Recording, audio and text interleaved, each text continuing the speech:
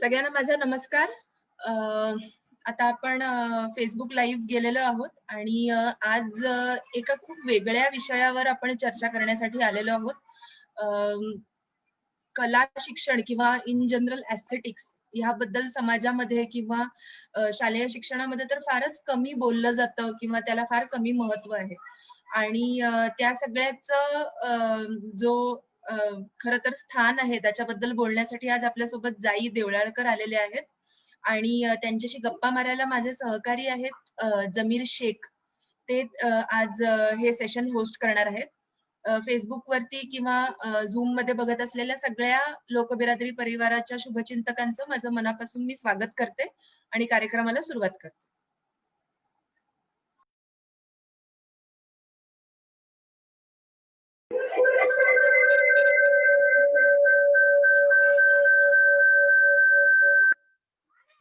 नमस्कार.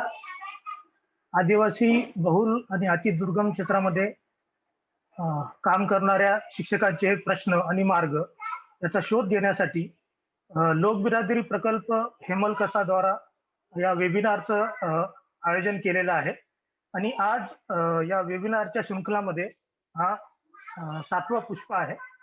तर आजच्या वेबिनारचा विषय आहे aesthetic in school and schooling.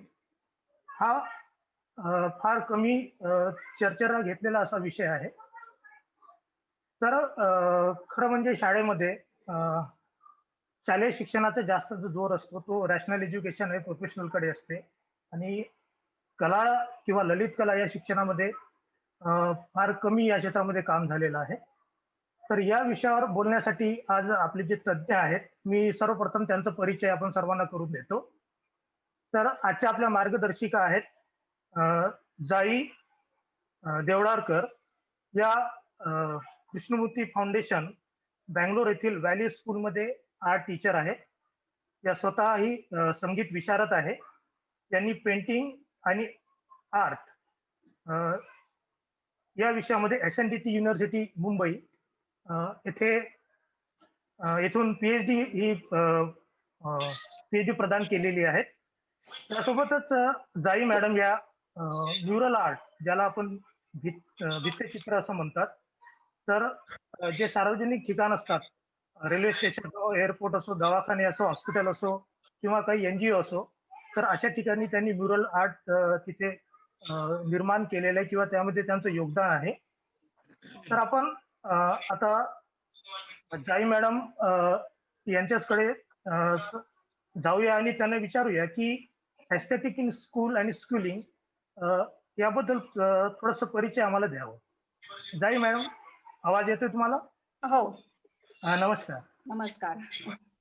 तर जाई मॅडम, हा विषय थोडासा नवीनच आहे आमच्याकडे, एस्थेटिक इन स्कूल आणि स्कूलिंग.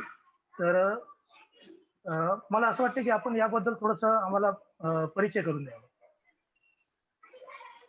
सर्वप्रथम मी जमीर सरांचे आभार मानते त्यांनी होस्ट केल्याबद्दल ही मीटिंग. आणि लोकबिरादरी प्रकल्प आणि समीक्षा हिनी मला बोलवलं इथे.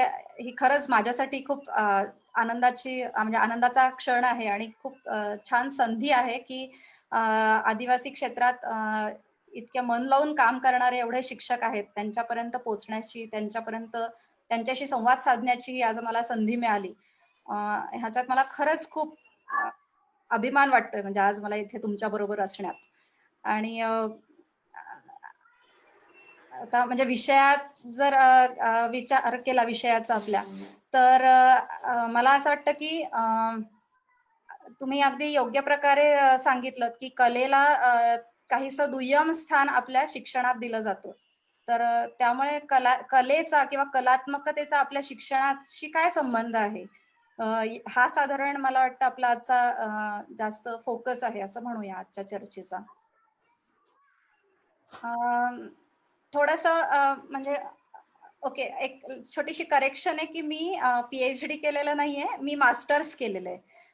त्यामुळे मी आर्ट अँड पेंटिंग ह्या विषयात मास्टर्स केलंय. माझं मास्टर्स वगैरे झाल्यावर मला कुठेतरी आम्ही इंटरनेट म्हणजे सिफी इंटरनेट या संस्थेबरोबर मी म्हणजे या कंपनी बरोबर मी थोडे वर्ष काम करत होते. पण कुठेतरी मला असं वाटलं की कम्प्युटरवरनं आर्ट करणे, मी इलस्ट्रेटर म्हणून होते, तर ह्याच्याशी माझी नाळ फार जुळली नाही असं मला वाटतं. आणि मला वाटलं की मी शिकवणे आणि शिकणे हा माझा पिंड आहे.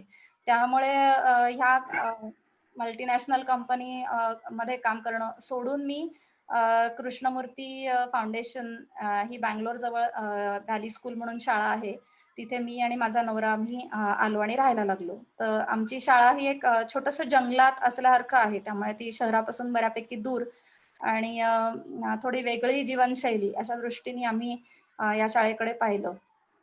तर तोपर्यंत ऍस्थेटिक्स वगैरे म्हणजे हे चित्रकारांशी संबंधित, कलांशी संबंधित अशी गोष्ट आहे, असं कुठेतरी माझा समज होता. आणि त्याचा खरोखरच जीवनाशी आणि आपला काय आहे हा प्रश्न फार पडलाच नव्हता. कधी मी स्वतःला विचारलाच नव्हता. पण मी जेव्हा एक शिक्षक म्हणून काम करायला लागले आणि ह्या गोष्टी मला उलगडत गेल्या. विशेषतः मला कृष्णमूर्तींच्या ची ओळख इथे आल्यावर झाली आणि त्याच्यातनं मला काही प्रश्न पडत गेले. मुलांशी काम करण्यातनं मी विचार करायला लागले, की चित्र म्हणजे भिंतीवर लटकवणे म्हणजे चित्र, किंवा कला म्हणजे जी प्रेझेंट करण्यासाठी आहे अशी म्हणजे ती कला का? तर म्हणजे ह्या सगळ्या गोष्टी मनात ठेवून म्हणजे कुठेतरी मी वाढतीये. त्यामुळे मी असं नाही म्हणत आहे, की मी आज अधिकारवाणीनी म्हणजे माझा काही सौंदर्यशास्त्राचा अभ्यास आहे. पण मला नेहमीच या विषयाशी कुतूहल आहे आणि जीवनाचा कलेशी काय संबंध, कलेचा जीवनाशी, शिक्षणाशी काय संबंध, शिक्षणात खरोखर याला काही स्थान आहे का? हे प्रश्न आज मला वाटतं आपण एकत्रच एक्सप्लोर करूया असं मला वाटतं, मी त्याच्यावर काही सांगण्यापेक्षा. आणि मी काही माझे अनुभव थोडेफार शेअर करीन कदाचित. तर मला म्हणजे इथे आल्यावर असं म्हणजे शाळेत बंगलोरच्या ह्या आल्यावर खूप वेगवेगळ्या लोकांची माझं लोकांचं एक्सपोजर मला मिळालं. तर इथे साधारणपणे आमचे जे डायरेक्टर होते, सतीश इनामदार म्हणून, तर ते मला नेहमी म्हणायचे की तू ना चित्र शिकवायची नसतात, तू तुझी चित्र काढ, तुला आवडतं ना. तर मी म्हटलं हो, तर म्हणजे मला मनापासून ते करावंसं वाटतं. तर आपल्याला जे करावंसं वाटतं ते आधी शिक्षकाने नेहमी केलंच पाहिजे. त्यामुळे तू चित्र काढ आणि तू कशी तुझ्या चित्राबरोबर मग्न होतेस किंवा तू कशी इन्व्हॉल्व्ह होऊन तुझी कला जोपासते आहेस, हे मुलं बघतील आणि त्यांनाही करावंसं वाटेल. तेव्हा आपण म्हणजे 1, 2, 3, 4 असं शिकवल्यासारखी चित्रकला काही शिकवता येतच नाही. कुणाला कशी प्रेरणा देणार? त्यामुळे तू आपले असं कर. त्यामुळे सुरुवातीला मला त्यातला खरोखर गर्भितार्थ समजला नव्हता. पण वर्षानुवर्ष मला वाटतंय या मुलांबरोबर राहिल्यावर मला थोडंसं अलीकडे जाणवायला लागलं, की कदाचित शिक्षकांनी आधी म्हणजे नेहमीच सगळ्यांनीच सांगितलंय, की आधी आपण आचरणात गोष्टी आणल्या तर आपले स्टुडंट्स आपलं बघून अनुकरण करतील किंवा आपल्याकडून शिकतील किंवा त्यांना तशी प्रेरणा मिळेल. ह्या सगळ्या ह्याच्यात मी चित्र तर काढायला लागले आणि चित्र काढता मुलांची चित्र बघायलाही शिकायला लागले. तेव्हा मला असं वाटायला लागलं, की मुलांची चित्र बघणं ही एक वेगळीच कला आहे. मुलांच्या चित्रांमधनं मुलं इतक्या सहजतेने व्यक्त होऊ शकतात आणि त्यांचे रंग वेगळे असतात, त्यांचे विषय असतात, ते कुठेतरी त्यांना काहीतरी सांगायचं असतं, त्यांना एक्सप्रेस करायचं असतं, ते आपल्याला दिसत असतं. ह्या सगळ्या ह्याच्यात मुलांची चित्र जर आपल्याला बघता येत नसतील आणि आपण जर आपलाच एक दृष्टिकोन ठेवून, की मला अशा प्रकारचं चित्र मुलाकडनं करून घ्यायचंय, हा जर मी विचार ठेवून जर चित्र शिकवायला लागले, तर मीच काहीतरी आनंदाला मुकते आहे का काय, असा प्रश्न पडावा. कारण बरेच वेळा त्यांची साच्यातली नसतात. त्यांनी आपल्यासारखी चित्र पाहिलेली कदाचित नसतात किंवा आपलं जग निराळं, त्यांचं जग निराळं आणि त्यांचं जग त्याच्यातून दिसत असतं. जर आपण त्यांना हे करू नको, हे असंच काढ किंवा मी दिलेल्या रेघांच्या मधोमध रंग भर, असं कुठेतरी सांगत गेलो तर मुलांना बिचाऱ्यांना म्हणजे आपल्याला मुलांच्या मनामध्ये डोकावण्याची एक संधी आपण गमावू. त्यामुळे मला वाटतं की ती खूप बोलकी असतात, ती बोलत असतात आणि म्हणजे चित्र ही त्यांची भाषा असते. तर चित्र ही जर एक भाषा आहे असं आपण समजलो, तर निश्चितच तो आपल्या जीवनाचा कुठेतरी भाग आहेच. आपण बघून खूप गोष्टी आपल्याला समजतात किंवा वासाने खूप समजतात. आपली सगळी पंचेंद्रियांनी आपल्याला म्हणजे आपल्याला मिळाली आहेत, ती वेगवेगळ्या गोष्टी समजण्यासाठी आहेत, नाही का? तेव्हा माझी एक मैत्रीण मला नेहमी हे उदाहरण आवडतं, की ती खूप सुंदर नर्तकी आहे. तर ती ती नृत्य कला तिने बरीच म्हणजे खोलात तिने अनुभवली, अवगत केली. ती म्हणाली, की माझं नाव अमुक-अमुक हे सांगण्यासाठी मला काहीतरी खूप हातवारे करून सांगायची गरज नाहीये नृत्यातून. तेव्हा मी हे त्याच्यातनं निश्चितच सांगत नसते. तर नृत्यातून मी अशा गोष्टी सांगते, की ज्या मला शब्दातून व्यक्त करता येत नाहीयेत किंवा शब्द त्याच्यासाठी पुरे पडत नाहीयेत. अशा वेळेला मी कलेचा आधार घेते. आणि हे ऐकल्यावर मला म्हणजे ते खूप भिडलंच, की खरंच आहे. म्हणजे आपण रिप्लेसमेंट म्हणून दुसरी भाषा म्हणून काही चित्रकलेकडे पाहायचं नाहीये. किंवा आपल्या कुठल्याच कलेकडे म्हणजे संगीताकडे सुद्धा त्या पद्धतीने. पण सध्या तरी मी व्हिज्युअल आर्ट अशा दृष्टीने घेते, कारण मी व्हिज्युअल आर्टची शिक्षिका आहे. तर अ, तर आपल्याला जर फक्त त्याचा अनुवाद करायचा नाही, आपण शब्दात जे बोलतो त्यांचा अनुवाद जर आपल्याला चित्रकलेतनं करायचा नाहीये, तर मग आपण कशासाठी हे करतो? तर हा प्रत्येकाने म्हणजे आधी तरी स्वतःला विचारण्याचा प्रश्न आहेच आणि पूर्वापार हा वाद चालत आलाय, की कलेसाठी कला, जीवनासाठी कला वगैरे, वगैरे, वगैरे. पण खरंच सांगू का तर आपल्याला खूप आतून वाटतं म्हणजे आता हे काढल्याशिवाय पर्याय नाही, अशी वेळ जेव्हा येते, तेव्हा आपण चित्र काढतो. तर अशी वेळ प्रत्येकाच्याच आयुष्यात येते. म्हणजे चित्रच काढण्यासाठी येते असं नाही. पण कुठली ना कुठली गोष्ट आपल्याला आतून वाटतं, की आपण हे केलंच पाहिजे आणि आपण ते करतो. अशा वेळेला इतक्या पोटतिडकीने आपण मनापासून एखादी गोष्ट करतो, त्याच्यात निश्चितच सौंदर्य आहे आणि त्यातला सौंदर्य अनुभवच आपण त्याची ओढ असल्यामुळे आपण ती गोष्ट करत राहतो. तर ही आपल्या जीवनाशी निगडीत आहेच आहे. विशेषतः शिक्षणाच्या बाबतीत तर कला ही वेगळी शिक्षणापासून काढली, तर आपल्याला वृक्ष होईल ना, कंटाळवाणं जीवन होईल. म्हणजे आपण आपल्या आयुष्यात कला नाही असं म्हणू शकत नाही. आपण रोजचे जे कपडे घालतो, रोज कसा भांग पाडतो, म्हणजे इथपासून आपण कुठेतरी स्वतःचा व्हिज्युअल्सचा विचार करत असतो, आपल्या हावभावांचा विचार करत असतो. आपण इव्हन लिहायला घेताना आपण कशा पद्धतीने नेटकेपणाने लिहितो, आपण सुटं-सुटं लिहितो. म्हणजे त्याच्यात सुद्धा आपण एक स्पेस आहे. त्याची आपल्याला कल्पना असते, त्याचा आपल्याला अंदाज असतो. तर ह्या सगळ्या गोष्टी रोजच्या आयुष्यात आपल्या निगडीत आहेतच. पण आपण जाणीवपूर्वक पद्धतीने त्याच्याकडे बघत नसतो. एवढंच बरेच वेळा. अ, आता म्हणजे तुम्ही म्हणाल, की चित्रकलेचाच फक्त सौंदर्याशी संबंध आहे का? तर आत्ताच मी म्हटले त्यानुसार, की फक्त कलेचा सौंदर्याशी संबंध आहे असं नाही. तर प्रत्येकालाच ती कुठेतरी गरज असते. मनापासून कुठेतरी ओढ असते, की जे करू ते जास्त चांगलं करू, जास्तीत चांगल्या पद्धतीने मांडू. म्हणजे छोटी-छोटी उदाहरणं द्यायची तर इव्हन फुलके छान फुगतायत का नाही बघतो, भाकरी फुगतीये का नाही. किंवा जसं मी आजी ती छान वड्या सुंदर पद्धतीने मांडून ठेवायची डब्यामध्ये. म्हणजे घेताना सुद्धा आपल्याला ते डिस्टर्ब तर नाही ना करत असं वाटावं. किंवा संत्र्याचं साल सोडताना त्याचे काप करून छान गोल पद्धतीने लावून ठेवायची. तर असं प्रत्येकच आपल्या घरात आणि आपल्या प्रत्येकामध्येच हे कुठेतरी असतंच. सौंदर्याची आस असं आपण म्हणूया. ती ओढ आपल्यामध्ये आहेच. तर मग आपल्या शिक्षणामध्ये आपण त्याचा खरोखर विचार करतो का? आणि आपल्या काय मग आड येतं, की त्याच्यामुळे आपल्याला तो रोजच्या धकाधकीच्या ह्याच्यात आपल्याला तो अनुभव कुठेतरी निसटताना असं वाटतो बरेच वेळा, की आपण आपल्या गर्दीत, आपल्याच नादात, आपल्याच कामांच्या ओझ्याखाली असतो.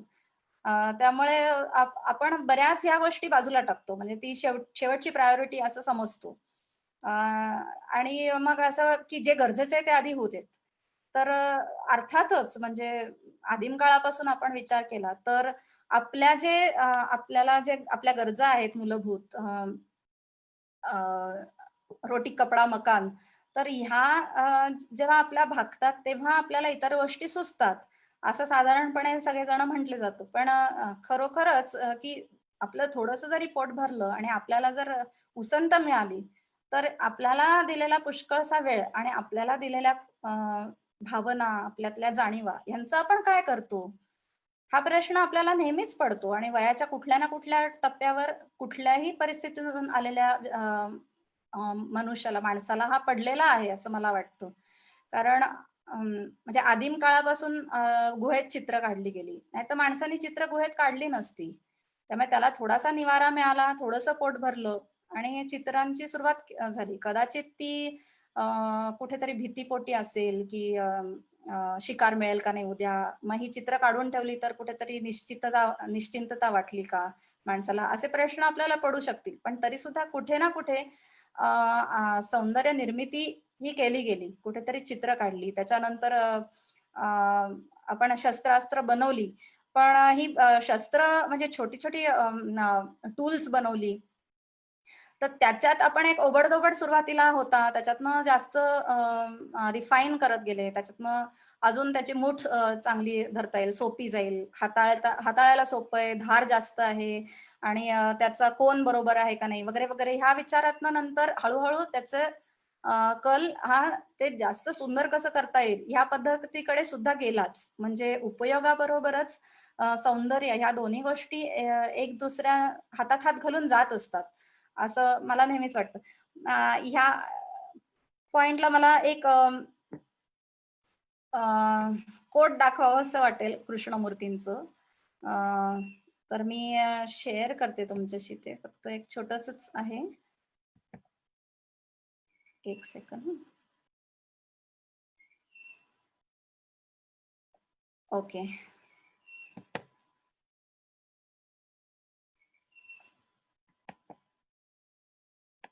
तर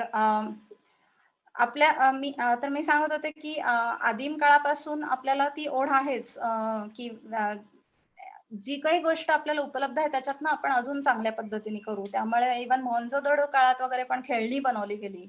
आता खेळण्यांसारख्या गोष्टी पण एनिवे आता माझी ठीक आहे उघडली आहे. सॉरी.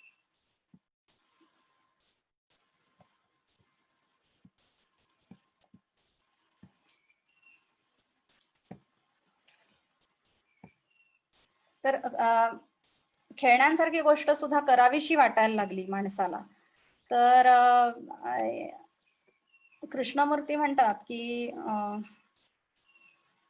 ओके, ब्युटी म्हणजे शेवटी काय आहे? तर तुम्हाला दिसतंय का नीट?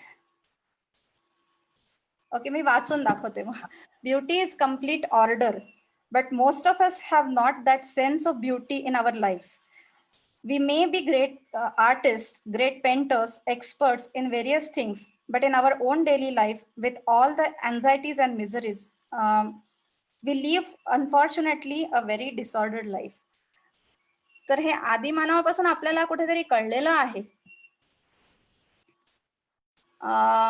पण हळूहळू आपण कुठेतरी आपल्या रोजच्या रामरगाड्यात अडकलो का काय आणि त्याच्यातनं ह्या गोष्टी मागे पडत चालल्या आहेत का काय असं मला शहरी माणसांकडे तरी बघताना असं वाटतं. शहरामध्ये किती केऑस कुठेतरी आपल्याला दिसत असतो. म्हणजे साध्या आपण इलेक्ट्रिकच्या वायर्स बघितल्या, त्यांचं जाळं सगळीकडे पसरले, नाले आहेत आणि आपण ज्या पद्धतीने कचरा तयार केलाय, तर ह्या सगळ्या ज्या गोष्टी आहेत त्या मला वाटतंय की आपण जीवनाबरोबर असण्यातला अभाव आहे आणि त्याच्यातनं त्या दिसतायत.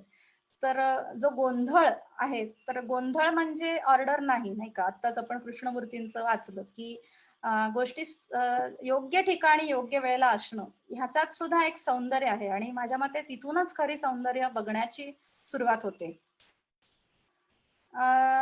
तर म्हणजे हा जो गोंधळ आहे तो खरोखर बाहेरचा गोंधळ आहे का कसला गोंधळ आहे? हा गोंधळ कसा तयार होतो? आणि हा गोंधळ तर मला वाटतंय आपल्या मनात जेव्हा गोंधळ आहे, आपल्या मनात जेव्हा आपल्याला एक स्वस्थता नाहीये, आपण स्वतः बरोबर नाही, स्वस्थ म्हणजे स्वतःमध्ये स्थित नाही आहोत. अशा वेळेला मग आपण सगळ्याच गोष्टी चुकीच्या करायला लागतो आणि त्याच्यातनच मला वाटतं हा केऑस घडतो. पण ह्या गोष्टी कुठेतरी, आता तुम्ही सगळेजण खरं आदिवासी भागांमध्ये काम करणारी लोक आहात, त्यामुळे ह्या तुम्हाला खरं जास्त चांगल्या माहिती. पण मी जे काही थोडा वेळ घालवलाय किंवा माझं काही निरीक्षण आहे त्यानुसार, की आदिवासींना कुठेतरी मला वाटतंय की ह्याची खूप चांगली जाणीव आहे, की स्वतः बरोबर राहून आपल्या आजूबाजूच्या परिसराची जाणीव त्यांना चांगली आहे आणि त्याच्याबरोबर त्यांना नेहमीच काम करता आलंय. त्याच्यातले रिसोर्सेस वापरून त्यांना काम करता आलंय. तर अ, म्हणजे मला असं वाटतं, की ही त्यांना छोट्या-छोट्या गोष्टीतनं आपण हे ओळखू शकतो, की निसर्गातूनच आलेल्या गोष्टींचा वापर करून त्या पुन्हा निसर्गातच जातात. तेव्हा कुठे कचरा हा काही मला वाटतंय आपण म्हणजे आदिवासी लोकं कचरा करतायत असं काही आपल्याला कधी दिसणार नाही. पण शहरी लोकांनी टेक्नॉलॉजीतनं, तंत्रज्ञानातनं कुठेतरी नेहमीच म्हणजे किती प्रचंड प्रमाणात आपल्याला कचरा हा दिसतो. तर आपलं जर कुठेतरी हे नातं आहे, आपल्याला निसर्ग हा वापर करण्यासाठी म्हणून नाही, तर आपण निसर्गाचा भाग आहोत. हे जेव्हा आपल्याला जाणवत असेल, त्याच्यातनं मला वाटतं, की एक सुंदर हार्मनी तयार होते किंवा एक सुसंवाद तयार होतो आणि हा सुसंवाद जर असेल स्वतःबरोबरचा आणि स्वतःच्या परिसराबरोबरचा, स्वतःच्या आजूबाजूच्या लोकांबरोबरचा, तेव्हा हा सुसंवाद हा पण मला वाटतं, की सौंदर्य निर्मिती करण्याचा एक मोठा घटक आहे. अ, किंवा मगाशी आपण म्हटलं ऑर्डर ह्यामध्येच तो सुसंवाद काही प्रमाणात आला. तर अशा प्रकारे जिथे सुसंवाद मुळात आहे, तिथे मला वाटतं, की वेगळ्या प्रकारे काहीतरी करायची अ, गरज नाही पडत. म्हणजे जिथे आपल्यात काहीतरी आत गोंधळ आहे, गडबड आहे, सुचत नाहीये, अशा वेळेला लोकांना मला वाटतंय, की त्यापासून दूर जाऊन काहीतरी वेगळ्या प्रकारची कला निर्मिती करण्याची गरज पडली असावी. म्हणजे आजच्या पद्धतीची जी मॉडर्न आर्ट आहे त्यासाठी असं मी म्हणतेय. तर ह्या जर आतमध्ये कुठेतरी सुसंवाद असेल, तर त्याची लय, निसर्गाची स्वतःची लय जर आपल्याला सापडली असेल, तर आपण त्यानुसार जगत असतो आणि त्या जगताना गोष्टी वेगवेगळ्या, म्हणजे आता उदाहरण द्यावंसं वाटतंय मला, की आमच्याकडे बंगालमधली एक पटचित्रकार एक छोटासा गट येतो 2-4 जण आणि म्हणजे वेगवेगळ्या वेळेला वेगवेगळी लोकं सुद्धा आलीत आणि त्यांच्याबरोबर चर्चा करत असताना मी त्यांच्याशी बोलत होते. तर त्यांचे रंग हे अजूनही ते आजूबाजूच्या निसर्गातच त्यांना रंग सापडतात आणि फुलं गोळा करून ती वाळवून त्याचे रंग बनवणे किंवा कुठले दगड ते उगाळून किंवा कधी त्याची चुरा करून, कधी कुठल्या गोंद वापरून किंवा झाडाच्या चीक आणि झाडाची सालं अशा वेगवेगळ्या वस्तूंपासून, म्हणजे निसर्गातल्या कुठल्याही वस्तूपासून थोडक्यात त्यांनी ते सुंदर रंग तयार करतात आणि ह्या रंगांपासून ती चित्र काढतात आणि चित्र घरातली काही जण काढतात, लहान मुलं पण तिथे बसून त्यांना रंगू लागतात, मदत करतात आणि त्या तिथल्या बायका त्याच्यावर सुंदर गाणी रचतात किंवा पारंपरिक म्हणजे मायथॉलॉजिकल स्टोरीज त्याच्यावर गाणी रचतात, म्हणजे गोष्टींचा वापर करून त्याची गाणी बनवतात आणि ही गाणी ते विशिष्ट सणासुदीच्या काळात वेगवेगळ्या गावात फिरून इतरांना सांगतात आणि ह्या सगळ्या प्रक्रियेत मला असं वाटलं, की आणि जे लोक ऐकतात ते त्यांना धान्य त्यांनी द्यायची प्रथा आहे. म्हणजे ज्यांनी ऐकायचं तर छोटेसे एक 7-8 जण गोळा करून त्यांना धान्य देतात. तर त्यावर काही प्रमाणात त्यांचं पोट भरतं आणि इतर वेळेला शेती आणि इतर व्यवसाय किंवा जे काही शिकार किंवा इतर गोष्टी त्यांच्या चालू असतात. तर ह्या सगळ्या प्रक्रियेत मला असं वाटतं, की चित्र काढणं हे स्वतःच्या आनंदासाठी आहेच. पण त्याच्यातही कुठेतरी एक हावरटपणा असा लपलेला नाहीये. जसा की शहरी माणसात मला वाटतंय कुठेतरी, म्हणजे मी शहरी व्हर्सेस हे असं नाही म्हणत आहे. सगळीच जण अशी असतात असंही नाही. पण कुठेतरी चित्रकार म्हटलं, की सगळेजण हां, आता म्हणजे कॅनव्हास समोर उभं राहून चित्र काढत राहायची. तर हे सगळं करताना मला वाटतंय, की जर तोल साधला नसेल आपण, म्हणजे जीवन आणि निर्मिती ह्यातला आपल्याला जर तोल नसेल, तर आपण ती निर्मिती फक्त मेकॅनिकल होत जातीये का? असा प्रश्न आपण पडत जातो. तर मला वाटतं, की आपला जर समरसता असेल ह्या निसर्गाबरोबर आपली, तर त्यातला तोल समजण्याची शक्यता जास्त वाढते. आता म्हणजे अ, हे सगळं म्हणजे काइंड ऑफ नमनाला घडा भरतेला आहे का काय असं वाटावं. कारण तुम्ही म्हणाल की मग ह्याच्यात आमच्या शिक्षणाचा काय संबंध? तर मला वाटतं की आपण जेव्हा शिक्षकांचे आपल्याला स्वतःला प्रश्न विचारले पाहिजेत, की आपली राहणी, आपले विचारसरणी ही आपण इतरांना जसं दुखवत नाही ना, असा जसा आपण विचार करतो, तशा पद्धतीने आपण कुठेतरी निसर्गाला दुखवत तर नाही आहोत ना. आपण जे काही करतो आहोत, जी कुठली निर्मिती करतो आहोत, त्या निर्मितीतनं आपण उपभोग म्हणून करतो आहोत का? किंवा निर्मिती हे एक प्रॉडक्ट कोणाला तरी दाखवणं, त्याचं कौतुक करणं, त्याचा उपयोग करणं, ह्या दृष्टीने बघतो आहोत का? म्हणजे उपयोग करताना आपल्या गरजा आणि अ, आपली चैन ह्या 2 गोष्टींची आपल्याला जाणीव आहे का? ह्या जर आपल्याला मला वाटतं की जाणीवा असतील, तर मग अ, परत म्हणजे आपल्या जीवनशैलीत निश्चितच ती ऑर्डर येऊ शकते आणि त्यातलं सौंदर्य जाणवण्यासाठीची सुद्धा आपल्या मनात जी एक स्पेस लागते, ती निर्माण होऊ शकते. होण्याची शक्यता आहे. अ, अ, तर म्हणजे ह्याच्यावरनं मला असं वाटतं की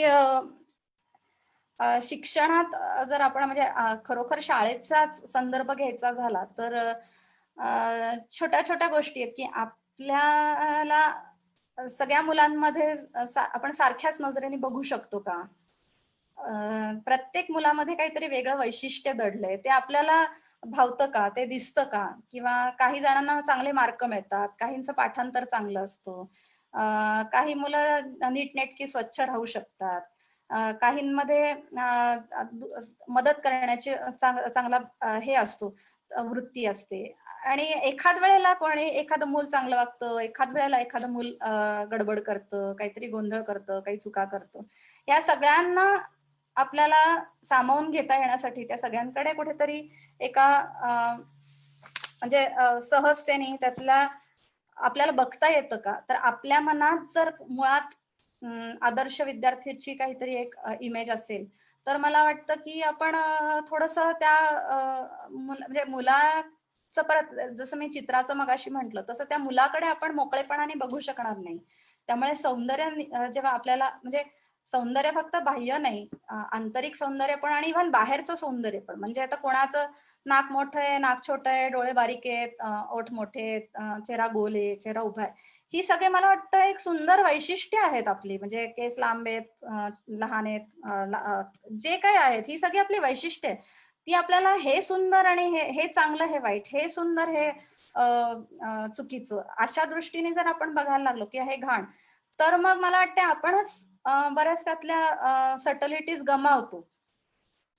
तर आपला दृष्टिकोन मोठा करण्यासाठी किंवा तो नाही आहे, हे आपल्याला जाणवतं का? किंवा कधी-कधी आपल्याला तशा पद्धतीने बघता येत नाही. तर अशा वेळी आपल्याला हे जाणवतं का, की आपल्याला काय-काय आड येतंय? तर मला बरेच वेळा असं वाटतं, की आपल्या मनातले इमेजेस ह्याच नेहमी आड येतात किंवा मला ह्या गोष्टी करायच्या आहेत मुलांबरोबर, हे मी ठरवते आणि ती गोष्ट घडण्यासाठी ज्या मुलं मला प्रतिसाद देतात, त्यावेळेला मला वाटतं, की मुलं खूप छान पद्धतीने वागली आहे आणि मुलं त्याच्यापेक्षा काही वेगळं करत असतील, तर मला वाटतं, की मुलांना मजा येत नाहीये. म्हणजे तिथे कुठेतरी ऑर्डर डिस्टर्ब झाली आहे, असं मला वाटतं.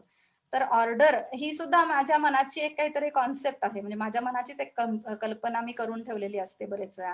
तर माझ्या मनात जर जोपर्यंत मुक्तता नाही, तोपर्यंत मला सौंदर्य टिपता येणं अवघड आहे. अ, म्हणजे आता ह्याच लाईनमध्ये मला असं वाटतं, की शाळेच्या जर आपण कॉन्टेक्स्टमध्ये विचार केला, तर आपण काय-काय करू शकतो? म्हणजे अ, मी माझ्या मुलांबरोबर किंवा माझ्या शाळेत काही-काही इतर माझ्या कलीग्स बरोबर प्रयोग करते किंवा माझ्या अ, म्हणजे इतरही शिक्षकांबरोबर जे इतर विषय शिकवतात, अशांबरोबर सुद्धा जे प्रयोग करते, ते मी तुम्हाला काही-काही शेअर करू इच्छिते. पण मला असं अ, मुळात वाटतं, की कुठेतरी तुम्ही सगळ्या आदिवासी मुलांबरोबर काम करत आहात, तेव्हा ही मुलं खूपच म्हणजे उपजतच त्यांच्यामध्ये कला गुण असतात. त्यांच्याकडे प्रचंड प्रमाणात स्किल्स असतात, की त्यांना काहीतरी विणकाम तरी येत असतं किंवा बांबूच्या वस्तू करता येत असतात किंवा साधा चाकू चांगल्या रीतीने हाताळता येत असतो, किंवा दोरी दोरी बांधून त्यांना पटापटा किंवा वेगवेगळ्या गाठी येत असतात आणि ह्यांचा उपयोग म्हणून त्या वापर असतोच, पण त्यात एक प्रकारचं सौंदर्य आहेच. तर ह्या गोष्टी आपल्याला कुठेतरी आपल्या रोजच्या शिक्षणात आणता येऊ शकतील का? म्हणजे इव्हन परिसर अभ्यास असेल तर निसर्गाच्या निरीक्षणातनं आपल्याला अ, अ, ह्या गोष्टी आपल्या रोजच्या ह्याच्यात आणता येतील का? म्हणजे निरीक्षणामधनं मला वाटतंय की आपण जितकं शिकतो तितकं दुसऱ्यांनी सांगून वाचून तर मुळीच शिकणं म्हणजे खूपच अवघड आहे नाही का? म्हणजे तुम्ही 10 ओळी वाचायला सांगितल्या आणि एखादं वर्णन केलं की ते हिरव्या रंगाचं असतं आणि त्याला अशा रेघा असतात आणि त्याचं असा मऊसर पोत असतो आणि थोडंसं ल असल्यावर की मागच्या बाजूला असते वगैरे वगैरे. आणि तुम्ही जर पान दाखवलं तर तुम्हाला शेवटी पान बघून त्याच्यात जास्त मजा वाटेल कधीही. ते पान म्हणजे किंवा पटकन लक्षात राहील. तर एखाद्या ह्याचं वर्णनापेक्षा प्रत्यक्ष गोष्ट त्याचा अनुभव घेता येणं आणि थेट अनुभव घेता येणं, त्याच्यातलं बारकाव्याने निरीक्षण करता येणं, मला वाटतं की ह्या गोष्टीत सुद्धा म्हणजे एखाद्या सायन्स एक्सपेरिमेंटमध्ये सुद्धा सौंदर्यानुभूती आहे. भाषेतलं सौंदर्य आहे. तर आपण त्याच्या मुळाशी जाता येणं, त्याचं खरोखर आपल्या मनातले विचार बाजूला ठेवून त्यावेळेला फक्त जे आहे प्रत्यक्षात जे घडतं आहे ते बघता येणं. याच्यासारखं मला वाटतं की सौंदर्याचा अनुभव दुसऱ्या कशातच नाही. तेव्हा निसर्गाचं निरीक्षण आपल्याला बारकाव्याने करता येणं आणि ते करण्यासाठी आपण वेगवेगळे विषय हे माध्यम असू शकतं. म्हणजे वेगवेगळ्या भाषांमध्ये सुद्धा आपण सांगू शकतो की जे तुम्हाला समोर आत्ता दिसतंय त्याचं तुम्ही वर्णन करा. त्याच्यातनं आपली व्होकॅब्युलरी वाढू शकेल किंवा सायन्समध्ये. आता हे सगळं मी म्हणजे फार त्याच्यावर नाही येणार कारण हे शिकवणारे शिक्षक आहेत त्यांना निश्चितच याविषयीची जास्त माझ्यापेक्षा जाणीव आणि त्यांचा अनुभव अ, ह्यात खरोखर मोठा आहे. पण आपल्याकडे मग एखादं आपण बघतो आहोत, कुठलीही गोष्ट एखादं झाड बघतो आहोत, तर आपल्या घराबाहेर एक झाड आहे आणि त्याला आपण कुठेतरी गृहीत धरलेलं असतं, की हां, हे आहे. आपल्याला माहिती आहे, तर आपण काही रोजच्या रोज त्या झाडाकडे त्यातले बदल टिपत असतो असं नाही. मग एक दिवस त्याला फुलं येतात, घमघमाट सगळीकडे पसरतो आणि आपण बघायला लागतो, हां, अरे हे झाड फुललं वाटतं आज किंवा पानगळ झाली वाटतं म्हणून पानं दिसतात आपल्याला. पण आपण रोजच्या रोज त्याचे बारकावे अनुभवतो का? आणि त्याच्यातली वाढ आपल्याला रोज टिपता येते का? तर आपण तेवढं निरीक्षण केलेलं नसतं. म्हणजे इथे मला आठवण होते की प्रसिद्ध वनस्पती तज्ञ आहेत महाजन सर. तर ते त्यांना इतकी ओढ होती अशा निरीक्षणाची, ते एक दिवस रात्रभर त्यांच्या गच्चीवर एक सुंदर वेल चढत होती. तर त्याच्या इथे बोट लावून ते बसले होते. तर त्यांना बघायचं होतं की त्याची वाढ कशी होते आणि ते टेंड्रिल त्यांना बोटाला गुंडाळून कसं वाढतंय किंवा ते कुठल्या वेळेला वाढतं. तर हा अनुभव घेण्यासाठी ते रात्रभर तिथे निश्चलपणे बसले आणि त्याचं निरीक्षण करत होते किंवा थोरो हा तत्वज्ञ होता. तर त्याचं तळ्याकाठी घर होतं आणि तो तासनतास काय दिवसेंदिवस ती बदकाची पिल्लं काठापर्यंत येतायत आणि ती कशी अंडी घालतायत आणि त्याच्यातनं पिल्लं बाहेर येतायत, याचं निरीक्षण करत असे. तर मला वाटतं निरीक्षण हा माणसाचा सगळ्यात म्हणजे आपला गुरु आहे आणि आपली खरी मॅच्युरिटी आपल्याला पूर्णपणे आपल्या इनिबिशन्सला बाजूला करून बघता येणं गोष्टी. याच्यात मला वाटतं आपलं शिक्षण जेवढं आहे, तेवढं बाह्य कुठल्याही गोष्टीने किती पुस्तकं वाचून शिक्षण होणं, ह्या प्रकारचं शिक्षण होणं अवघड आहे. तेव्हा आपण किती मोठे झालो तरी सुद्धा मला वाटतंय स्वतःचं निरीक्षण, स्वतःची मतं जर तयार करायची असतील, तर हे खूप महत्वाचं आहे. आणि ह्या निरीक्षणात बरेच वेळा आपले पूर्वानुभव असतात. त्यामुळे मी म्हटलं तसं, की माझ्या बाहेरचं झाड आहे आणि आता मी गृहीत धरते, की आता हा महिना आला ना, आता ह्याची पानं गळणारच. पण कदाचित त्या महिन्यात त्याची नसतील गळत किंवा ह्या वेळेला आधीच गळली, तर का गळली? हे प्रश्न पण त्या निरीक्षणाबरोबर आपल्याला पडायला लागतात. मला वाटतंय, की आपली सुरुवात जी झाली, की ती आधी सौंदर्य जाणवणं आणि नंतर निरीक्षण त्याच्यातले आणि त्याच्यावरचे प्रश्न, हा सगळाच प्रवास आहे. ह्याच्यातनंच मला वाटतंय, की एक प्रकारची आपल्याकडची ऑर्डर तयार होऊ शकते. आता मला इथे छोटंसं म्हणजे सत्य, शिव आणि सुंदर हे आपल्याला म्हणजे आपल्या संस्कृतीत पहिल्यापासूनच म्हटलं गेलंय. तर का असं म्हटलंय सत्य, शिव आणि सुंदर? तर ह्यातला कुठलाही एक भाग वगळून आपल्याला एक संतुलित जीवन सापडणार नाही कदाचित. या सगळ्या ह्याच्यातच ह्या तिन्ही गोष्टी खूप महत्वाच्या आहे आपल्या आयुष्यात. आणि त्या तिन्ही गोष्टी एकमेकांना चांगल्या पद्धतीने सपोर्ट करतात. म्हणजे एकच गोष्ट त्यातली काढून ठेवली तर ती अपूर्ण आहे कदाचित. त्यामुळे आपण नेहमीच म्हणताना सत्य शिव सुंदर ह्या तिन्हींचा एकत्रित विचार करायला पाहिजे. आणि तो आपण आपल्या शिक्षण पद्धतीत असा आणतो का? म्हणजे हा आता खूप अवघड हे झाला प्रश्न, पण we can go back to म्हणजे आता चित्रकलेचं शिक्षक म्हणून मग आपल्याला काय काय करता येईल. तर आपल्याला अनेक वेळा वाटतं की आपल्याला अनेक गोष्टी म्हणजे एवढं मटेरियल नाहीये किंवा रिसोर्सेस नाहीये किंवा वेळ कमी आहे. तर मला वाटतं की ह्या गोष्टी वेगळ्या वेळेला घडत असतात का? तर नाही. जसं मी म्हटलं तसं कदाचित पूर्वीच्या लोकांनी किंवा अजूनही आदिवासी समाजात ज्या गोष्टी करतात त्याच्यात म्हणजे काही समाजातली बास्केट्स इतक्या सुंदर असतात, म्हणजे करण्याची पद्धतच सुंदर असते. तर त्याला वेगळा वेळ काढतात का ते? तर वेळ कमीच आहे, पण जे काही आपण करू ते मन लावून करता येईल का? जे काही आपण करू त्याच्यात काहीतरी एक वेगळेपणा, सौंदर्य आणता येईल का? त्यामुळे आपण वेळापत्रकच लिहितो आहोत, तर ते आपल्याला वेगळ्या पद्धतीने लिहिता येईल का? किंवा आपण नेहमीच वेळापत्रक एक पद्धतीने बनवतो आहोत आपल्या वर्गाचं, तर त्याच्यात आपण वेगळा वेळ न काढता सुद्धा आपल्या वागण्यातच एक प्रकारचा वेगळेपणा त्याच्यातनं आपल्याला जाणवेल का? मला वाटतं म्हणजे कलेचं शिक्षण हे आपल्याला ह्या प्रकारच्या दृष्टी देण्यासाठी मदत करू शकतो.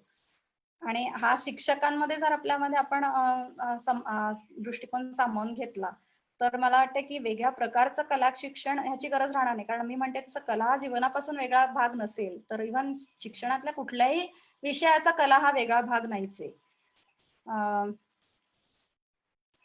आणि कलेच्या शिक्षणातनं सुद्धा आपल्याला खूप सारे विषय समजतात, जाणवतात. तर म्हणजे आता छोटी छोटी उदाहरणं द्यायची तर एक म्हणजे अलीकडे एक फिल्म मला कोणीतरी पाठवली होती, बंगालमधली आहे. आणि तिथे त्या छोट्याशा गावामध्ये खूप सारी झाडं तोडली गेली. आणि तिथल्या एका माणसानी तिथल्या जवळच्या सुतारांशी गप्पा मारून आणि इतर लोकांशी त्यांना पटवून सांगितलं की आपलं जर समजा आपण झाडं सतत अशी कापत राहिलो तर आपल्या अस्तित्वावरच घाला आहे. तर हा संदेश त्यांनी तिथले मुलं, तिथल्या गावकऱ्यांशी त्यांनी गप्पा मारल्या आणि हा सगळ्यांशी द्यायला ठरवलं. तर त्याने सगळी घरं रंगवून काढली. आणि त्याविषयीची एक छोटीशी फिल्म आहे. त्यातला थोडा भाग मला वाटतं मी तुमच्याशी शेअर करते. मला इथे करावंसं वाटतंय. तर एक सेकंड.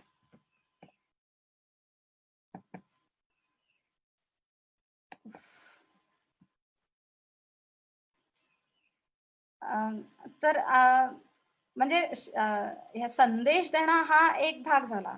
पण इव्हन आपल्याला एखादी गोष्ट समजण्याचं प्रभावी माध्यम हे सुद्धा कला आहे. मी मगाशी म्हटलं त्यानुसार हे उघडतंय तोपर्यंत.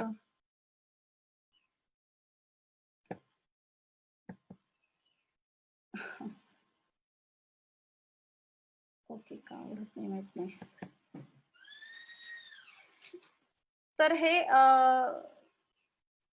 ओके, ही फिल्म आता नाही उघडत आहे, सॉरी. मग सारखंच काहीतरी प्रश्न आलाय.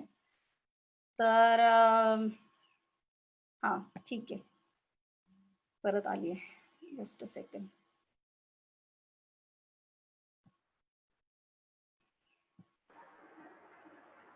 हा जय मॅम, तुम्हाला दिसतीये?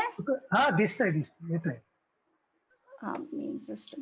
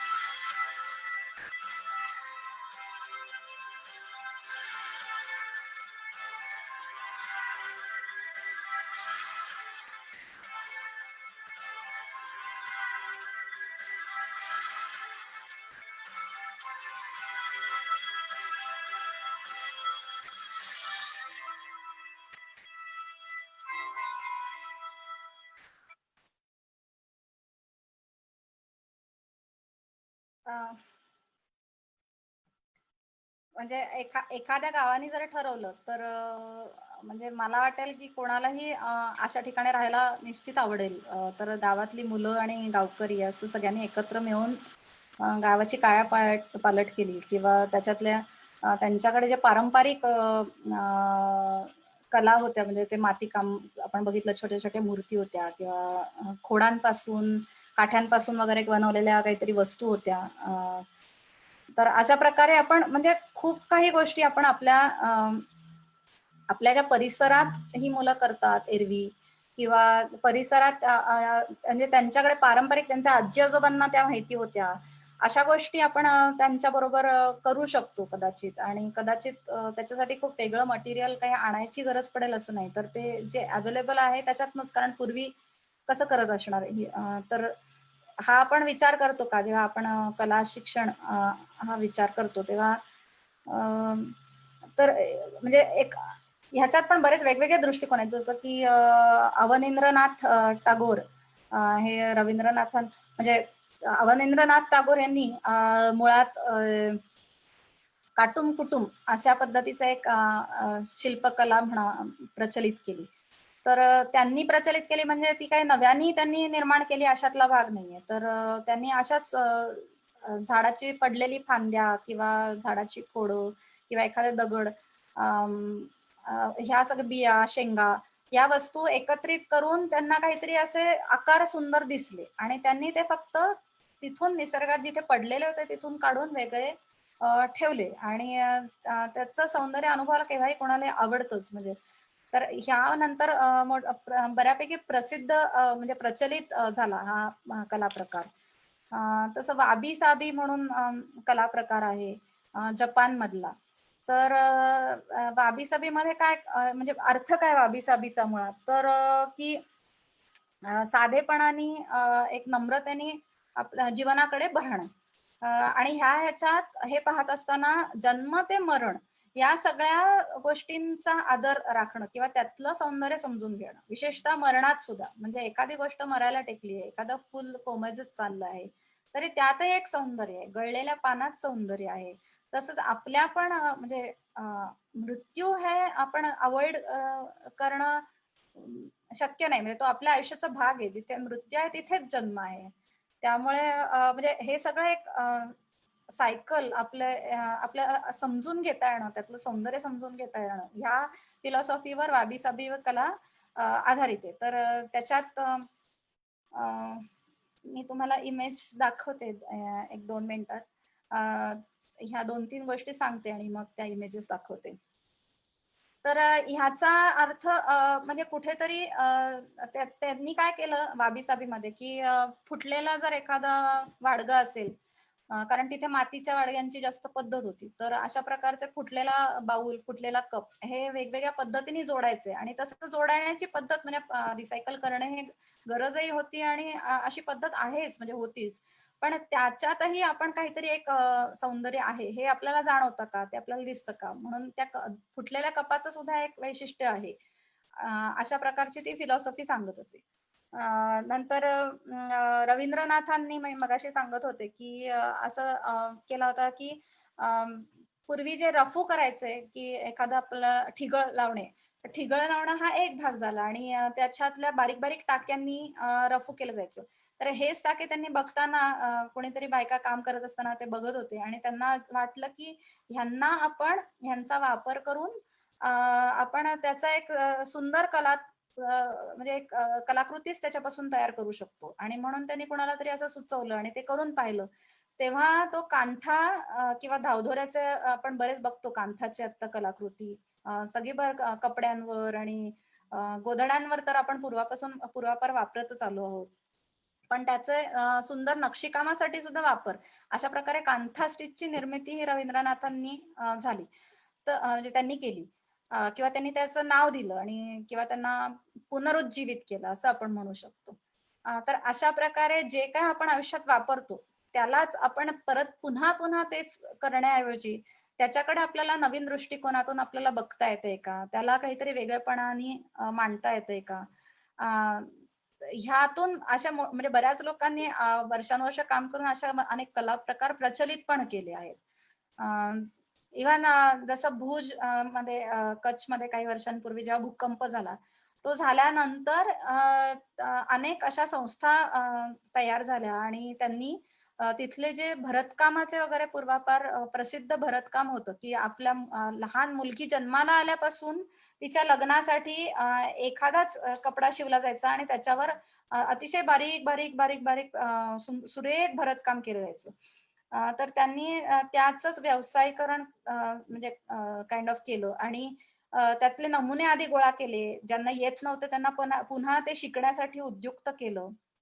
आणि असं शिकता शिकता त्याच्यात अजून काही नाविन्य आणता येईल का? आणि आजच्या आधुनिक लोकांसाठी म्हणून त्याची काही आपण तयार करू शकू का? अशा पद्धतीने त्यांना त्यांच्याच गोष्टींचं शिक्षण थोडंसं मॉडिफाय करून दिलं गेलं. आणि नंतर कच्छ हे टुरिझमसाठी म्हणजे क्राफ्ट टुरिझमसाठी सुद्धा खूप प्रसिद्ध झालं. आणि घराघरातनं ह्या सगळ्या ज्या भरतकामाच्या कला होत्या किंवा इतरही कला म्हणजे लाकूड काम आणि भिंतीवरचे म्युरल्स ह्या सगळ्यांना पुनरुज्जीवित केल्यामुळे त्यांचा टुरिझम वाढला. त्यांना कुठेतरी त्याच्यातून सुद्धा उत्पन्नाचं साधन त्यांना मिळू शकायला लागलं. तर कधी-कधी उत्पन्नाचं साधन म्हणून, कधी गरज म्हणून आणि कधी उत्सुकता म्हणून अशा पद्धतीने कले म्हणजे ज्या छोट्या वापरातल्या गोष्टी होत्या त्यांचा एक जास्त आर्ट या दृष्टिकोनातून विचार केला गेला. म्हणजे त्यातली क्राफ्ट तेवढ्या लेवलला न राहता त्याच्या पुढे कुठेतरी त्याच्या सीमा ढकलल्या गेल्या या सगळ्या प्रोसेसमध्ये. तर आपण थोडेसे हे बघूया की आपण म्हणजे हे झाले व्यवसाय ह्या वगैरे दृष्टिकोनातून.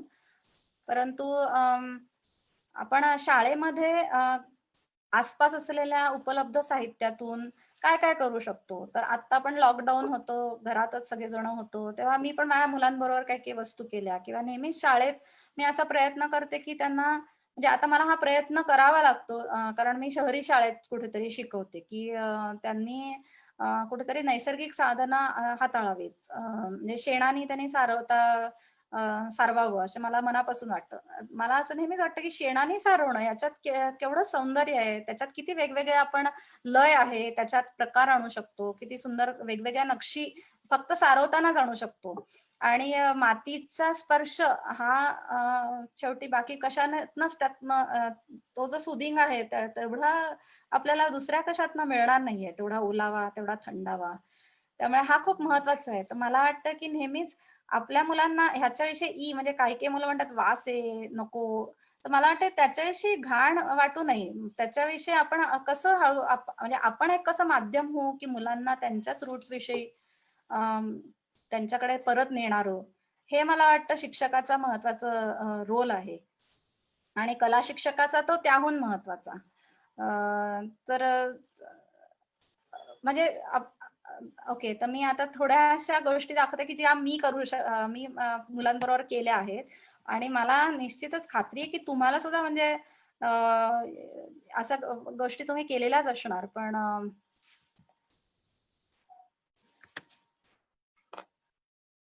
1 सेकंड.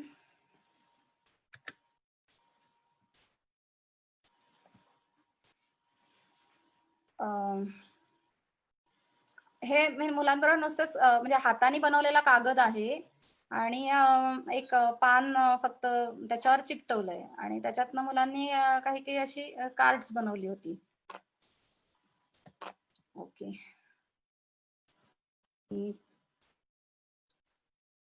थोडासा वेळ लागतो, 1 मिनिट द्या मला परत.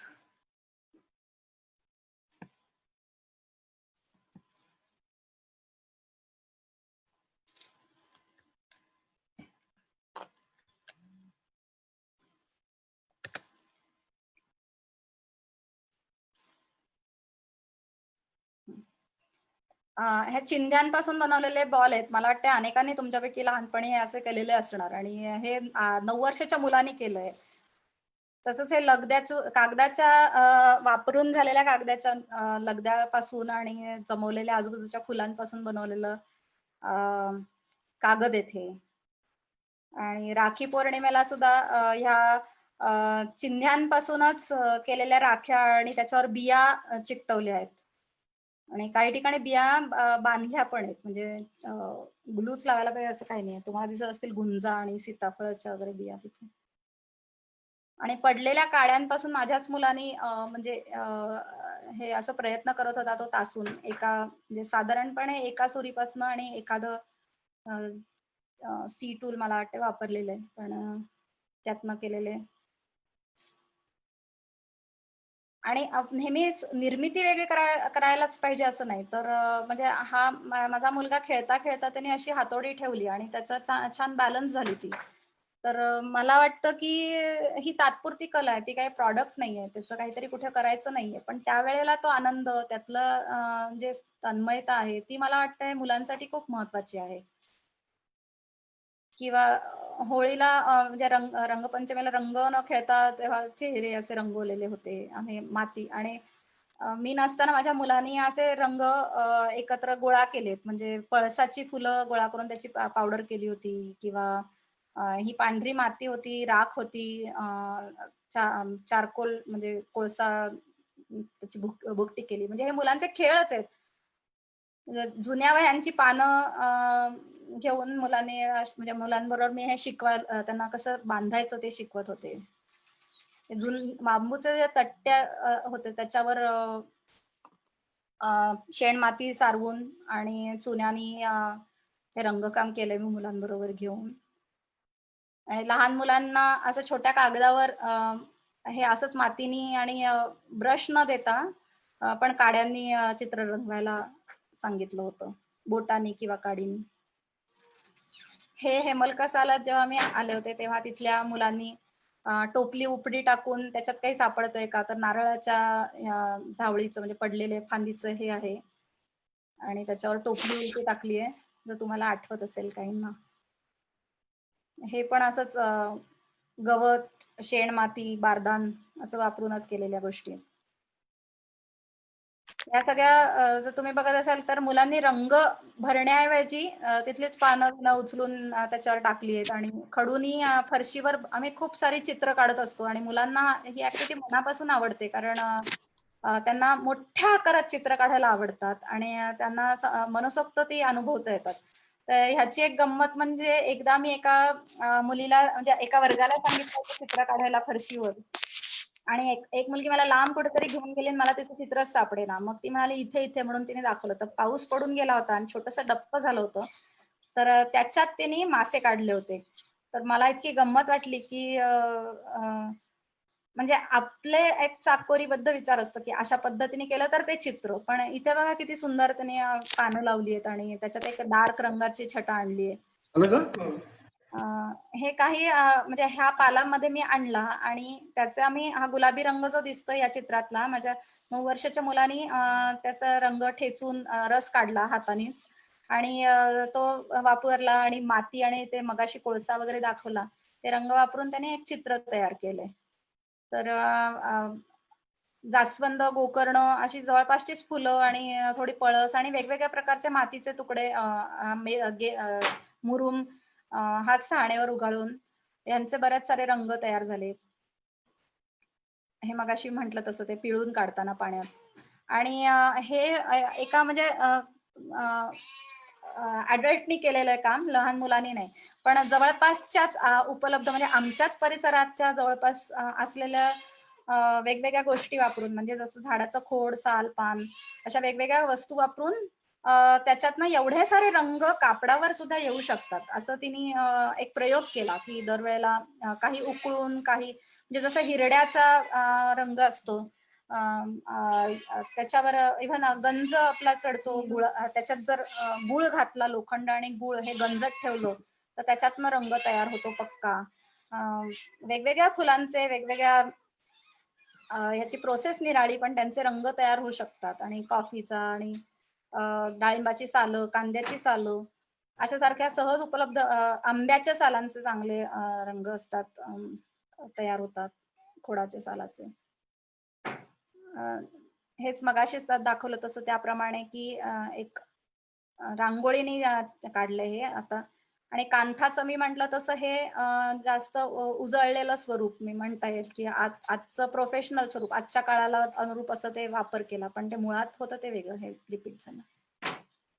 आणि एकदा म्हणजे आम्ही असंच बसलेलो असताना जवळ छोटस तळ्यासारखं आहे आणि खूप सारी गुलमोहराच्या पाकळ्या पडल्याच होत्या, म्हणून मग आम्ही मिळून असे वेगवेगळे आकार पाण्यावर तरंगत ठेवले. आणि पाणी न हलू देता ह्याच्यासाठी बराच फोकस लागतो, बरंच कॉन्सन्ट्रेशन ची गरज असते, तर त्याच्यातनं थोडेफार आकार मिळू शकतात. त्यामुळे त्यातली आकाराची मजा आणि त्याच्यात मुळात जे रंग दिसत आहेत ओरिजिनल पाण्यात, त्याची पण एक मजा आहे. आणि प्रत्येकाचं एक पोत आहे, ते आपण बघू शकतोय. तर हे काही टीचर्स आले होते, त्यांच्याबरोबर पण आम्ही केलं, पण मुलांना हे करणं जितकं सोपं जातंय तितकं टीचर्सना करणं थोडं हे होतं. अशाच वेगवेगळ्या रांगोळ्या मुलांनी केलेल्या. माती ह्या ठिकाणी तर मी जेव्हा मुलांबरोबर आम्ही काम करत होतो तेव्हा फारशी झाडं वगैरे पण नव्हती, फार पानं पण दिसत नव्हती. तेव्हा पडलेलेच थोडेसे खडे आणि मुरमाड सगळी जमीन होती, तर तिथली माती, याच्यातनं सुद्धा फोटो एवढा छान नाही आलाय, पण एखादंच पान लावून असं कासव केलेलं. हे मी प्रत्यक्षात फोटो नाही घेतलेला, पण अशा प्रकारे आपली घरं आपल्यात, म्हणजे आपली संस्कृती ही अशी आहे, पण आपण तिथून जाऊन दूर जाऊन काहीतरी वेगळंच करू लागलो आहोत. त्यामुळे मी त्या कांथाच्याच गोधडीचं एक स्वरूप. हा, आणि मगाशी एक सांगायचं राहून गेलं होतं की इव्हन म्हणजे कला ही कलेसाठी, जीवनासाठी, त्याच्या उपयोगासाठी, त्याच्यातनं मन रमवण्यासाठी हे सगळे झालेच त्याचे, पण झेन तत्वज्ञानात झेन गार्डन अशा पद्धतीने करतात, तेव्हा ती वाळू अशी एकसारख्या पद्धतीने त्याचे छान वलय तयार करत, त्याच्या सुंदर आकार करत जाणे, आणि एकही कण म्हणजे अक्षरशः इकडे तिकडे होणार नाही, हे होण्यासाठी त्यांना खूपच म्हणजे मेडिटेशनची गरज, म्हणजे हे मेडिटेशनचा एक फॉर्म म्हणूनच झेन गार्डन्स वापरली जातात. म्हणजे झेन गार्डन्स मध्ये लोक काम करतात, त्यामुळे रोज उठून अशा प्रकारचे आकार करत जाणं. तसंच मला नेहमी वाटतं की रांगोळी हा एक प्रकारचं मेडिटेशनच असावं पूर्वी बायकांच्या मध्ये, की रोज उठून घराच्या दारासमोर रांगोळी काढणे, त्याच्यात जो एक 5-10 मिनिटाचा तरी मनाला विसावा मिळतो, तो इतर आपल्या गडबडीच्या व्यस्त आयुष्यात तो मिळत नसावा. पण त्या विसाव्याचं महत्व आपण आता लक्षात घेतो का? आपल्या शाळेत सुद्धा मुलांना आपण सतत हे करा, ते करा, ते करा, ते करा, असं आपण त्यांना एक लाईनीने कामं लावून देतो, किंवा अभ्यास, पण किंवा त्यांनी सतत काहीतरी केलं पाहिजे असं आपल्याला नेहमी वाटतं. पण मनाला कुठेतरी अशा प्रकारच्या विसाव्याची, अशा प्रकारच्या एक भाकड वेळाची, निवांत वेळेची फार गरज असते. त्याच्यातनंच नवनिर्मितीची शक्यता कदाचित असते, त्यामध्ये, त्या वेळामध्ये ती असते. म्हणजे कुठलाही गायडेड वेळ नाही की तुम्ही हे करा, ते करा, असं न सांगता जेव्हा मुलं स्वतःहून काहीतरी करतात, तेव्हा ते खूप वेगळं, अद्भुत असतं, त्यांचं स्वतःचं असतं, नवीन असतं, आपण तशी कल्पना केली नाही त्या पलीकडचं असतं. तर असा वेळ आपण त्यांना देतो का? तसंच आपण चित्र हे काढ, ते काढ असं सांगतो की त्यांना त्यांची चित्र आपण बघू शकतो मनापासून? तर हे सगळे म्हणजे विषय, हे प्रश्न आहेत, आपण शिक्षकांनी आपण नेहमी स्वतःला विचारले पाहिजेत, आणि शिक्षक नाही तर कुणीही स्वतःला विचारले पाहिजेत. आपल्या आयुष्यात आपण हे प्रश्न विचारतो आहोत का? की जमिनी सुद्धा सतत जर तुम्ही पिकं काढत राहिला तर त्याचा कस कमी होतो ना, तसं त्याला थोडा वेळ तरी विश्रांती लागते. प्रत्येक माणसाला पण विश्रांती लागते, तशी मनालाही कुठेतरी विश्रांती ही आपण देतो आहोत का? हे वाबीसाबीचं उदाहरण मगाशी जे मी सांगत होते ना, की जर तुटले असतील बाउल्स वगैरे, तर ते जोडून त्याच्यातनं सौंदर्य निर्माण करणं.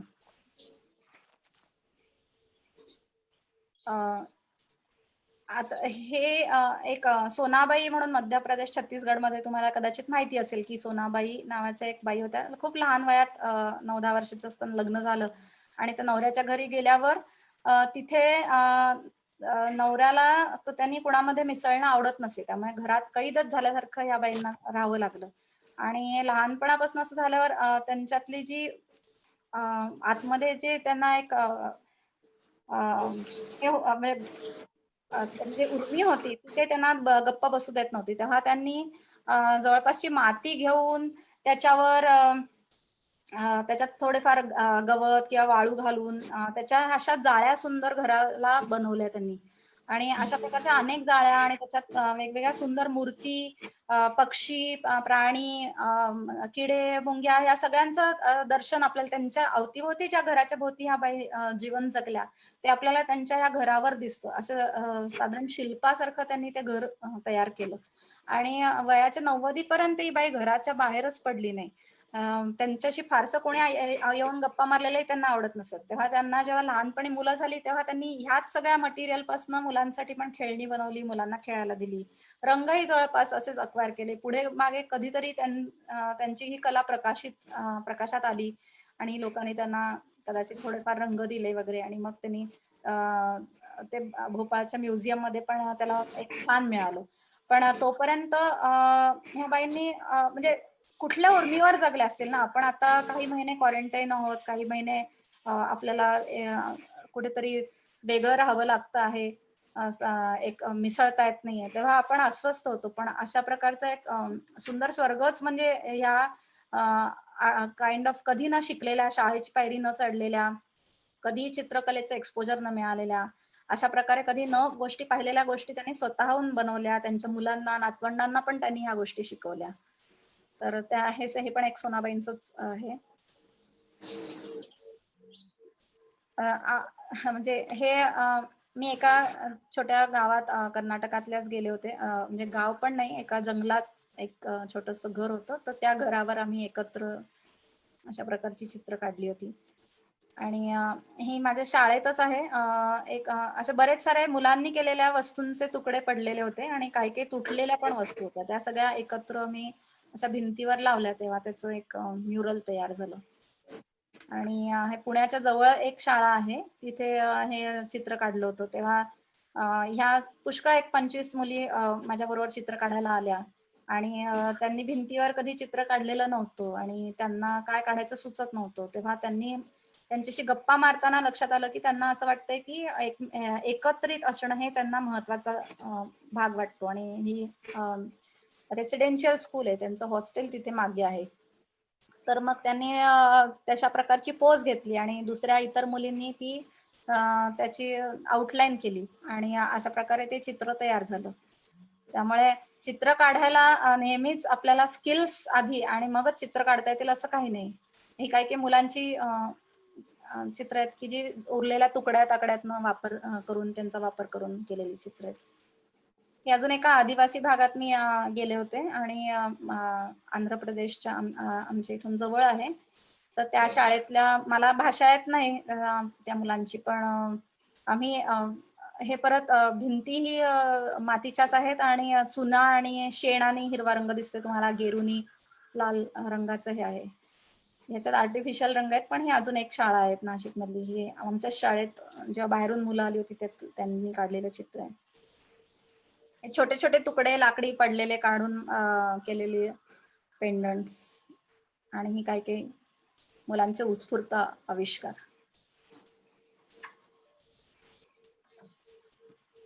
तर मला असं नेहमी वाटतं की हा प्रवास जो आहे की तो कुठेतरी आधी स्वतःपासूनचा प्रवास आहे, की आपण स्वतः मधली ती ऑर्डर समजू शकतो का, आपल्याला सौंदर्याची गरज असतेच, तर ती आपल्याला ओळखू येते का, त्याच्यासाठी आपण मनाला विसावा देतो का एक माणूस म्हणून. आणि शिक्षक असण्याआधी आपण एक माणूस आहोत आणि आपलं माणूस पण हे मुलांकडनं आधी टिपलं जाणार आहे. तेव्हा त्याच्यासाठी आपण काय करतोय, आपण आपल्या हाताने काही करतो आहोत का. मला वाटतं हे प्रश्न माझ्यासाठी खूप महत्वाचे आहे शिक्षण या प्रवासात. जसं गांधीजी पण म्हणायचे की हातापासून ते हृदयापर्यंत हा प्रवास हा खूप लवकर होतो आणि शब्दांपासून तो तेवढा लवकर होत नसावा कदाचित. म्हणजे गांधीजींना पण साधेपणा हा म्हणजे ऑस्टेरिटी, साधेपणा हा नेहमीच भावला किंवा त्यांनी त्याच्याविषयी नेहमी सांगितलं. आणि खादीचं म्हणूनच त्याने बहुतेक कदाचित सांगितलं असेल महत्व. वर्ध्याला पण जेव्हा मी गेले तेव्हा मला तत्वज्ञान हा एक भाग झाला, पण तिथला साधेपणा, तिथल्या मातीचं म्हणजे ते सारवलेला भाग आणि त्यातले इतके सटल रंग, मला वाटतं की हे हेच खरं म्हणजे सत्य आहे असं वाटतं कदाचित. ह्याच्या बरोबर जो जोडले पण वाटतं ते बाकी पटकन कशातून येणं अवघड आहे. अं,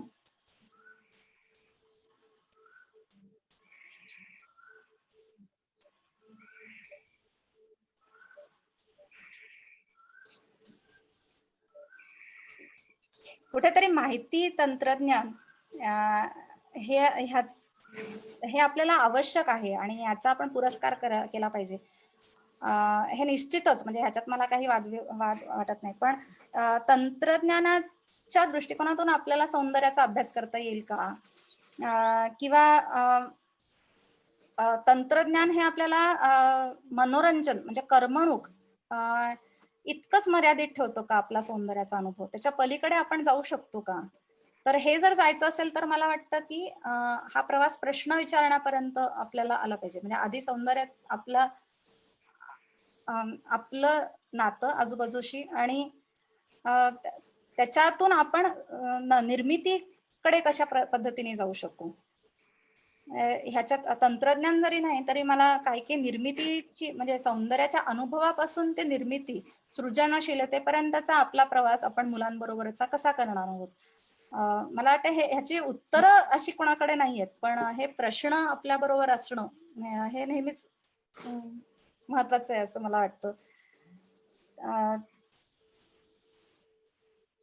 म्हणजे हा मी उदाहरण देत होते की जेमिनी रॉय होते तर हे मोठे चित्रकार होते आणि त्यांनी ऑइल पेंटिंग शिकले ते ब्रिटिशांकडनं वगैरे, आणि त्यांनी सुंदर हुबेहूब चित्र काढायला त्या पद्धतीची पाश्चात्य पद्धतीची ते शिकले आणि त्याच्यानंतर त्यांना संथाळ लोकांमध्ये ते जाऊन राहिले आणि त्यांनी हे सगळं सोडून दिलं आणि त्यांनी चटयांवर मातीचे रंग घालवून अशा प्रकारची चित्र काढायला सुरुवात केली.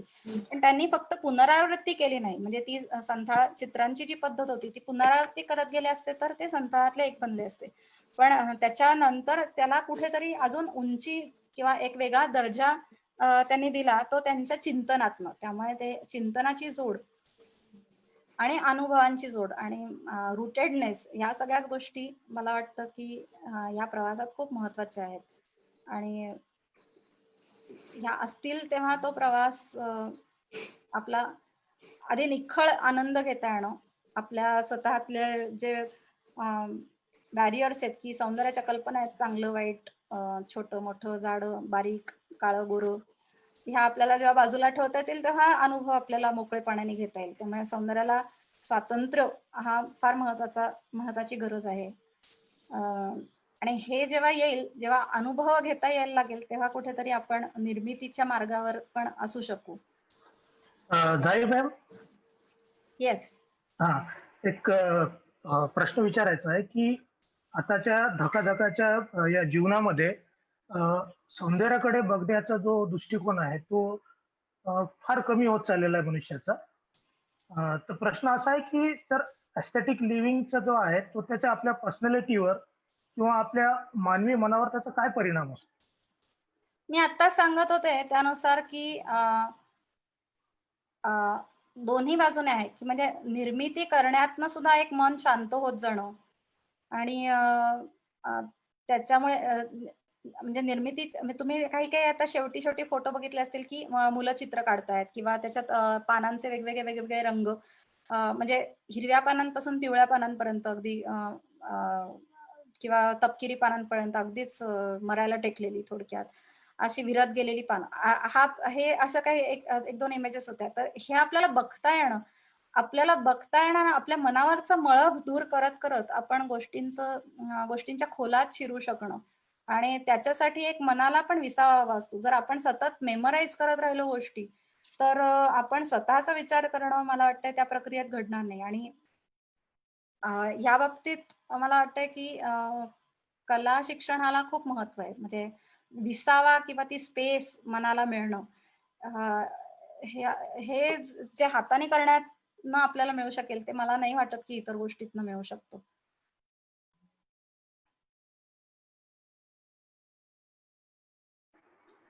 मी दिलं का उत्तर? म्हणजे तुम्ही विचारू शकता ह्याच्यावर. जाईमा, मी आणखी एक प्रश्न आहे की या एस्थेटिकचं जर शालेय शिक्षणामध्ये जर आपण अंतर्भाव केला तर तो कशा प्रकारे करायचा आपण शाळेमध्ये? मला वाटतं मी म्हणजे आता तेच दाखवत होते, की शाळेत एकतर म्हणजे वेगळा तास हा भाग असूच शकतो आणि तो गरजेचा आहे. वेगळी वेळ कलेसाठी देणं हे मला वाटतंय, की फार महत्वाचं आहे. आपल्या आजच्या आयुष्यात आपण माहिती पुरवणं म्हणजे शिक्षण असं निश्चितच नाही. कारण माहिती मिळून आपल्याला ते माहिती आपल्याला आज Googleवर पण अवेलेबल आहे. त्याच्यासाठी मुलं शाळेत येत नाहीत. किंवा माहिती ही कशी करून मिळवता येईल, पण त्याचं प्रोसेसिंग करून ती आपल्या किंवा इंटरनलाइज करून ती आपल्या आयुष्यात आणणं. हा जो काही भाग आहे, त्याच्यासाठी मला वाटतंय, की अनेक एस्पेक्ट्स असतात आणि त्यातलं मला वाटतंय, की अ, आणि फक्त माहिती आहे म्हणून आपल्याला काहीतरी नवीन तंत्रज्ञान निर्माण करता येणार आहे असं नाहीये किंवा नवीन गोष्टीची निर्मिती करता येणार आहे असं नाहीये. तर फक्त माहितीच्या जोरावर ते घडणं मला वाटतं अवघड आहे. पण त्या माहितीचा आपण खरोखर अंमलात कसा आणू शकतो त्याचं आपल्याला अ, अ, अ, आपल्याला खरोखर त्याचं काय वाटतं किंवा त्याच्याविषयीची क्लॅरिटी आपल्याला जाणवणं, ह्या ज्या गोष्टी आहेत त्याच्याविषयीचा चौकटी बाहेरचा दृष्टिकोन आपल्याला मिळणं. मला वाटतंय कलेचं सगळ्यात महत्त्वाचं हे आहे, की चौकटी बाहेर बघता येण्याची क्षमता वाढवणं. हे कला शिक्षणाचं मला वाटतंय एक बाय प्रॉडक्ट आहे असं म्हणूया आपण. म्हणजे तेवढंच नाही, पण निश्चितच अशी दिशा लाभू शकते कला शिक्षणात. आमच्या शाळेतील शिक्षक आहेत श्री पवार सर. ते आपल्याला काही प्रश्न विचारते. नमस्कार पवार सर.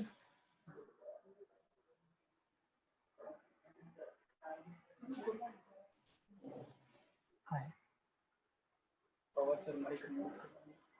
मला ऐकू येत नाहीये. ऐकू येतंय का तुम्हाला? पवार सर अनम्यूट करा. हां. नमस्कार मॅडम. नमस्कार. नमस्कार. मी 11वी-12वीच्या मुलांना शिकवतो. तर आमच्या इथं ऑफलाईन ऑनलाईनच्या सगळ्या पद्धती आम्ही उपलब्ध आहे वापरण्यासाठी आम्हाला. साहित्य भरपूर बनवतात मुलं. मॉडेल्स प्रत्यक्ष बनवतात.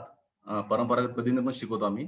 त्यात एक वेगळी पद्धत आम्ही म्हणजे मी वापरलेली आहे, की जी संकल्पना आहे, जी कठीण संकल्पना आहे, त्या प्रत्येक शब्दाला चित्रामध्ये बदलवणं म्हणजे कल्पना करणे, व्हिज्युअलायझेशन करणे. हे जेव्हा मी वर्गात केलं त्यावेळेस मुलांना आणि आम्हाला पण खूप मजा आली. तर ह्यात अजून परिणामकारकता आणण्यासाठी काय करता येईल? त्यानंतर तुम्ही म्हटल्याप्रमाणे की कलेमध्ये अनेक विषय असतात. पण विषयामध्ये कला कशी शोधायची? तो एक. आणि सौंदर्यशास्त्र आणि अध्यापनशास्त्राची सांगड कसं घालता येईल? ह्याकरता शिक्षक म्हणून मला माझ्यावर कोणतं काम करावं लागेल? हां. तुम्ही खूप अवघड प्रश्न विचारलाय म्हटलं तर. आणि मला खरंच म्हणजे अ, विशेष वाटतं, की असे प्रश्न तुम्ही विचारतात आणि मी काही सर्वज्ञ नाहीये किंवा सगळ्या प्रश्नांची उत्तरं माझ्याचकडे आहेत असं नाही. पण माझ्या अनुभवातनं जे काही मी थोडंसं सांगते किंवा माझ्या शाळेत जे काही प्रयोग चालतात ते फार तर मी शेअर करू शकेन, की अ, मी पण 11वी-12वीच्या मुलांना आर्ट शिकवते आणि आर्ट माझी एक मैत्रीण म्हणजे माझी कलीग ती हिस्ट्री शिकवते. तेव्हा ती मला रेनेसन्स आणि म्हणजे इव्हन भारतीय कलेच्या इतिहासातनं इतिहास शिकवला, समजा त्यातल्या इमेजेस दाखवल्या, अशी काही सेशन्स घ्यायला ती मुद्दामून बोलवते. तर अशा वेळेला जेव्हा कलेच्या अशा प्रकारची देवळं झाली, मग त्याच्यातनं ह्या प्रकारच्या मूर्ती आल्या, मग त्या देवळांवर चित्र काढली गेली किंवा त्याच्यानंतर तर हे जेव्हा त्यांच्या तर ते व्हिज्युअली त्यांच्या लक्षात पण राहतं आणि समजायला पण सोपं जातं किंवा इव्हन पाश्चात्य ह्याच्यात पण रेनेसन्समध्ये कशा प्रकारचे बदल रेनेसन्स म्हणजे काय नक्की? असा बदल म्हणजे काय झाला? तर ती रेनेसन्स पूर्वीची चित्र जशी एकदम ताठर होती, डोळ्यात गोट्या असल्यासारखी आणि नंतर एकदम त्याच्यात जिवंतपणा आला. त्या चित्रात इव्हन पिएटा सारखे स्कल्पचर झालं जेव्हा त्याला म्हणजे मेरी ही देव असून सुद्धा तिच्यात एक अत्यंत करुणा अशी तिच्या चेहऱ्यावर मायकल एंजेलोनी दाखवली. तर हा प्रवास कसा आहे म्हणजे त्याच्यातला कुठेतरी एक माणसात आली ती कला ती फक्त चर्च किंवा धार्मिक पद्धतीने मांडली गेली होती. त्याच्यातनं त्याचा माणसांशी संबंध आणि थोडीशी अजून इंडिव्हिज्युअलिस्टिक होत गेली. हे सगळं जेव्हा मी मुलांची दाखवते त्यांना चित्रांद्वारे, तेव्हा त्यांना ते समजायला सोपं जातं किंवा जास्त आपलं वाटतं किंवा लक्षातही राहतं. आणि त्याच्यातलं अनालिसिस पण मुलांचं वेगवेगळ्या पद्धतीने ते करू शकतात. इव्हन जसं तसं शास्त्राच्या बाबतीत मला 11वी-12वी हे खूप म्हणजे मोठी मुलं आहेत. तोपर्यंत तर त्यांचा स्वतःचाच दृष्टिकोन कुठेतरी तयार झालेला असतो. पण जर लहानपणापासूनच त्यांचा दृष्टिकोन त्यातलं वेगळेपण टिपण्याचा जर असेल आणि त्यांचा स्वतःची ओरिजिनल अशी निरीक्षणं करण्याचा हा जो दृष्टिकोन मला वाटतंय जर तयार असेल, तर त्या मुलांना पुढचा अभ्यास करणं पण सोपं होऊ शकेल. आणि हा करण्यासाठी आपण लहान वयात बरंच काम करायला पाहिजे. त्यांना तेवढी मोकळीक त्यांची चित्रकला करताना किंवा कुठलाही म्हणजे निबंध लिहिताना असेल किंवा ती मोकळीक त्यांना आहे का? त्यांना निरीक्षणांना आपण लहानपणापासून उद्युक्त करतो आहोत का? तर मला वाटतं ह्या सगळ्या म्हणजे ह्या सगळ्याचा जडणघडणीवर उपयोग होऊ शकतो. आणि तसंच मला वाटतं की एन्व्हायरमेंट सायन्स वगैरेचे वर्ग माझे कलिग बरेच वेळा आमच्या आर्ट विलेजमध्येच बसून घ्यायचा. तर कारण म्हणजे नारळीच्या करवंट्यांपासूनच्या वस्तू बनवणे किंवा वेगवेगळ्या त्यांना वर्गीकरण समजण्यासाठी सुद्धा परत हे निरीक्षण त्यांचे रंग त्यांचं म्हणजे ह्या सगळ्या विषयीची चर्चा मला वाटतं हे सोपं जायचं. किंवा वेगवेगळ्या कवितांसाठी सुद्धा आम्ही इंग्लिश लिटरेचरचं वगैरे हे केलेलं होतं की कविता वाचायच्या, त्याच्यावरची चित्र काढायची किंवा कधी कधी जी आजूबाजूला आम्ही शाळेच्या भिंतींवर आणि बऱ्याच म्हणजे भिंतींवर मी माझ्या कलिग्स आणि स्टुडंट्स अशाने आम्ही काढलेली चित्र आहेत. त्या चित्रांवर बघून त्यांना काही सुचतंय का, गोष्टी सुचतायत का किंवा लेख लिहिता येत आहेत का किंवा त्याच्यातनं काय काय वेगवेगळे असा आर्ट अप्रिसिएशन असाच एक मोठा कोर्स त्यांनी इंग्लिश शिकवताना वापरला होता. म्हणजे मग पुस्तकी ज्ञानापेक्षा त्यांनी इथे बघून त्याचा वापर करणे किंवा जे जे त्यांना ऑलरेडी माहिती आहे त्याच्यावरची चित्र काढणे असे बरेच क्लास कोलॅबरेशन मध्ये आम्ही प्रयोग केलेले आहेत. थँक्यू. आणि रसायनशास्त्र मला वाटतं इतका सुंदर रंगीत विषय आहे. म्हणजे माझ्यातल्या चित्रकाराला तर ते रंग खूपच म्हणजे असे कसे तयार होतात किंवा रंग बनवणे तर त्याच्यावरनं आठवण झाली. माझी एक स्टुडंट होती मागच्या वर्षी की जिनी तिच्या केमिस्ट्रीचा प्रोजेक्ट होता फायनल साठी.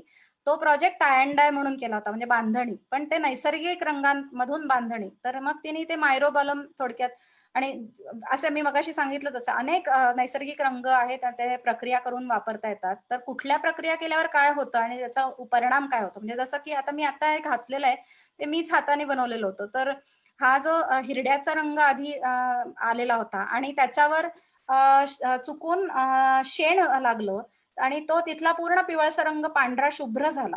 तर जेव्हा एखादी चूक दुरुस्त करायची असते तेव्हा आम्हाला नव्याने कळलं की जर शेणात बुडवून काढलं तर ते पांढरं कापड होईल आणि तेच कापड जर हिरड्याच्या पावडरीच्या पाण्यात काढलं बुडवून तर ते पिवळं होतंय आणि तो पक्का रंग नंतर राहतो म्हणजे त्याच्यात उकळल्यावर. तर तो पक्का रंग असून सुद्धा शेणाने जातो. म्हणजे अशी कुठली प्रक्रिया होतीये तर मग हे आपल्याला शोधून काढता येईल का? मला माहिती नाहीये आता खरोखर ह्याची उत्तर, पण कदाचित सायन्सचे टीचर्स अशा प्रकारे रोजच्याच आयुष्यात येणाऱ्या गोष्टींमधनं शोधून काढू शकतात का गोष्टी. आणि मग हे जास्त म्हणजे त्याच्यात फन एलिमेंट पण आहे ना हे शिकवताना, त्याच्यातली मजा घेत घेत शिकणं हा पण भाग आहे. हे सगळं करताना मला वाटतंय की कुठेतरी आपण तो अवधी घेणं, मनाला देणं, त्याच्यातनं थोडस मागे येऊन त्या पुस्तकाच्या बाहेर खरोखर आपल्याला ह्याच्यातनं काय शिकायचंय हे आपल्याला जाणवणं. हे पण मला म्हणजे तुम्ही जे आधीच सांगितलं की तुम्ही हे ऑलरेडी करताच आहात, म्हणजे हे मी फक्त तुम्हाला म्हणून नाही सांगत आहे. त्यामुळे म्हणजे मला छान वाटलं की तुम्ही हा विचार करतात आणि तुम्ही असे प्रयोग मुळात करत आहात. Thank you madam. Thank you. Madam Kulkarni sir आहेत, यांना सुद्धा एक प्रश्न आहे. हो.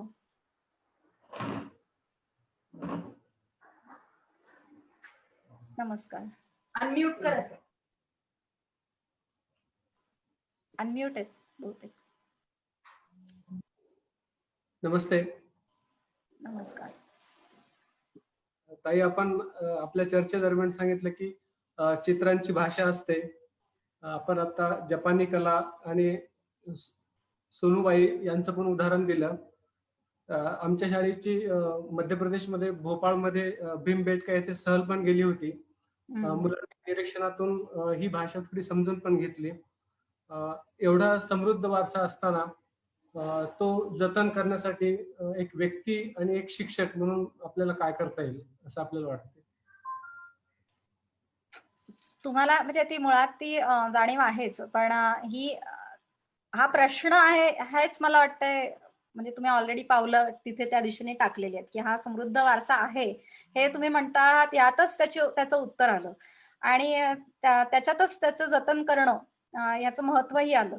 तेव्हा मुळात असं वाटायला नको मला वाटतं कुठेतरी की आदिवासींना की आपलं आहे ते चुकीचं आहे किंवा आपल्या ह्याच्यातला विकास म्हणजे काहीतरी ह्याच्यापासून खूप वेगळं आणि शहरी जीवनासारखं जीवन जगणं म्हणजे विकास आहे.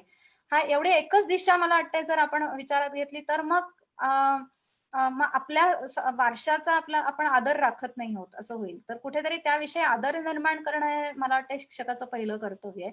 तो आदर आहे म्हणजे आणि तो वारसा आहे त्याचं डॉक्युमेंटेशन पण शिक्षकाला कदाचित करता येईल मुलांच्या बरोबर, की जसं की म्हणजे छोटीशी गोष्ट मी माझ्या मुलांना सांगितलं. माझ्याकडे वेगवेगळ्या भाषातली मुलं माझे विद्यार्थी आहेत. त्या मुलांना मी आता सांगितलं, की तुम्ही तुमच्या घरी आहात क्वारंटाईन सगळेजण लॉकडाऊनमध्ये घरी आहात.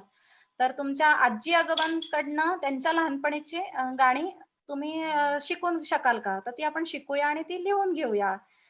तर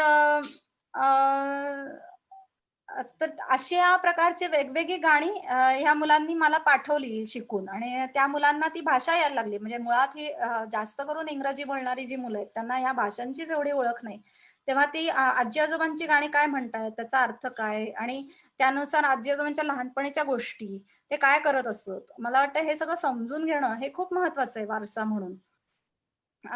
ह्याबरोबरच ते चुकीचं आहे असं समजून फक्त आपण खूप म्हणजे आपला प्रवास ना फक्त डोक्यात आहे कुठेतरी चाललेला. फक्त मेंदू आपला काम करत चाललेत आणि बाकीचे अवयव कमी काम करत चालले, जसं विकास या नावाखाली. तर मला वाटतं इथं हे काय परिस्थिती बरोबर नाही. आपल्या ह्या दोन्हींचा बॅलन्स कुठेतरी आपल्याला जमला पाहिजे आणि ह्याचं महत्व जर शिक्षकाला असेल, तर शिक्षकही आपण काहीतरी आपण रोज हाताने काही करतो का? आपण काही मुलांकडनं शिकतो आहोत का? आपण जर मुलांकडनं शिकत असेल, तर मुलांनी आपल्याकडनं शिकावंसं वाटेल.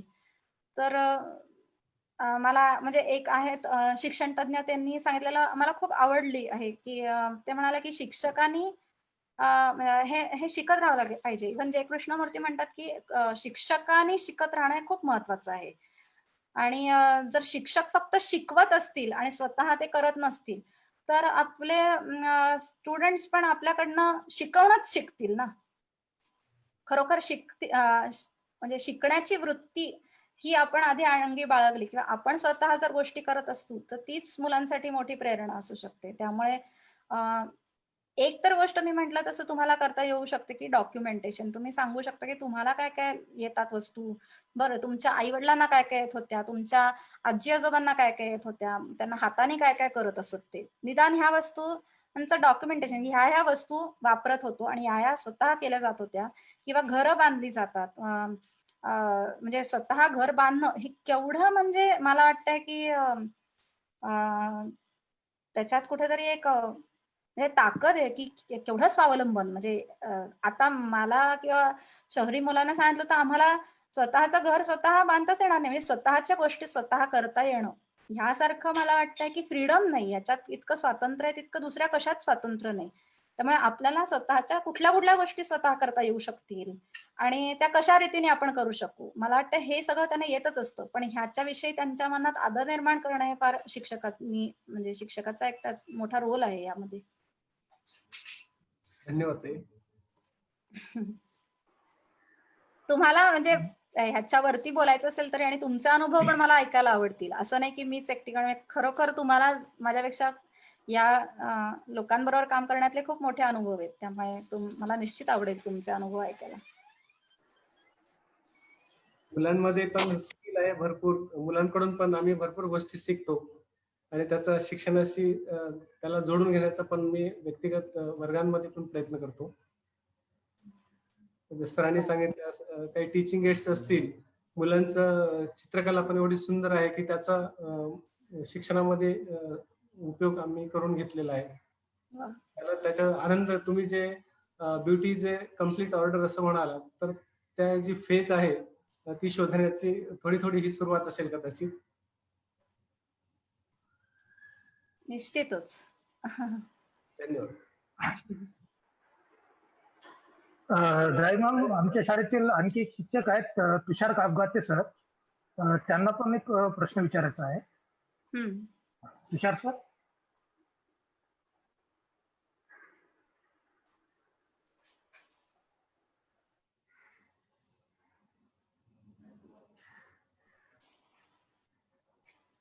हॅलो. हॅलो. हा, नमस्कार मॅडम. नमस्कार. माझा प्रश्न असा आहे की बऱ्याचशी मुलं असतात, त्यांना इंटरेस्ट असून सुद्धा जर याच्यामध्ये करिअरच्या संधी जर उपलब्ध होऊ शकल्या. हॅलो, हा. आवाज येतोय? हो हो येतोय. म्हणजे याच्यामध्ये बऱ्याचशा करिअरच्या संधी उपलब्ध होऊ शकतील का? कारण बरेचशा पॅरेंट्सचं असं होतं की मुलांचा इंटरेस्ट असतो त्याच्यात, मुलांना करायचं पण असतं, पण करिअरच्या संधी नाही म्हणून त्यांना ते घेता येऊ शकत नाही किंवा पॅरेंट्स करू देत नाही. तर करिअरच्या संधी उपलब्ध राहू शकतात का किंवा होऊ शकतील का? करिअरच्या संधी बऱ्याच आहेत. म्हणजे जसं डिझायनिंग या क्षेत्रात बऱ्याच पद्धतीने म्हणजे बऱ्याच वेगवेगळ्या प्रकारचं करिअर केलं जातं आणि त्याच्यासाठी वेगवेगळे कोर्स पण असतात. म्हणजे जर आपल्याला करावंसं वाटले तर जसे NID, सृष्टी अशी मोठी मोठी मान्यवर ही कॉलेजेस आहेतच, पण त्याच्याबरोबर हेच इवन छोट्या पद्धतीचे गृहोद्योग, ग्रामोद्योग असं मी मगाशी उदाहरणं दिली, जसं कच्छ मध्ये अशा प्रकारे सहकारी तत्वानी अनेक जणांनी मिळून काम केलं आणि टुरिझम हब बनलं, म्हणजे क्राफ्ट टुरिझम हब अशा पद्धतीने पण डेव्हलप केल्या गेल्या गोष्टी. तर म्हणजे शिक्षण ह्या क्षेत्रात घ्यायचं तर त्या ह्याच्यात फाईन आर्ट आहे, डिझाईन आहे, आर्किटेक्चर आहे किंवा सस्टेनेबल आर्किटेक्चर अशा पद्धतीने होऊ शकतं किंवा टेक्सटाईल मध्ये, फॅशन मध्ये काम होऊ शकतं. टेलरिंग आणि त्याच्यातलं पण वेगळेपण म्हणजे त्याच्यातले प्रयोग हे होऊ शकतात. डिझायनिंग मध्ये सुद्धा furniture designing, product designing, textile designing, apparel अशा वेगवेगळ्या पद्धतीच्या संधी आहेतच. आणि ग्राफिक डिझायनिंग किंवा इलस्ट्रेशन्स, वेब डिझायनिंग, गेम्स तयार करणं, म्हणजे इव्हन कम्प्युटर या भागात पण म्हणजे कम्प्युटर या विषयांमधनं पण आर्टचा म्हणजे आर्ट हा पूर्णपणे फक्त आर्टच पाहिजे असं नाही, पण त्या अनुषंगाने अशी पण अनेक करिअर्स उपलब्ध आहेत.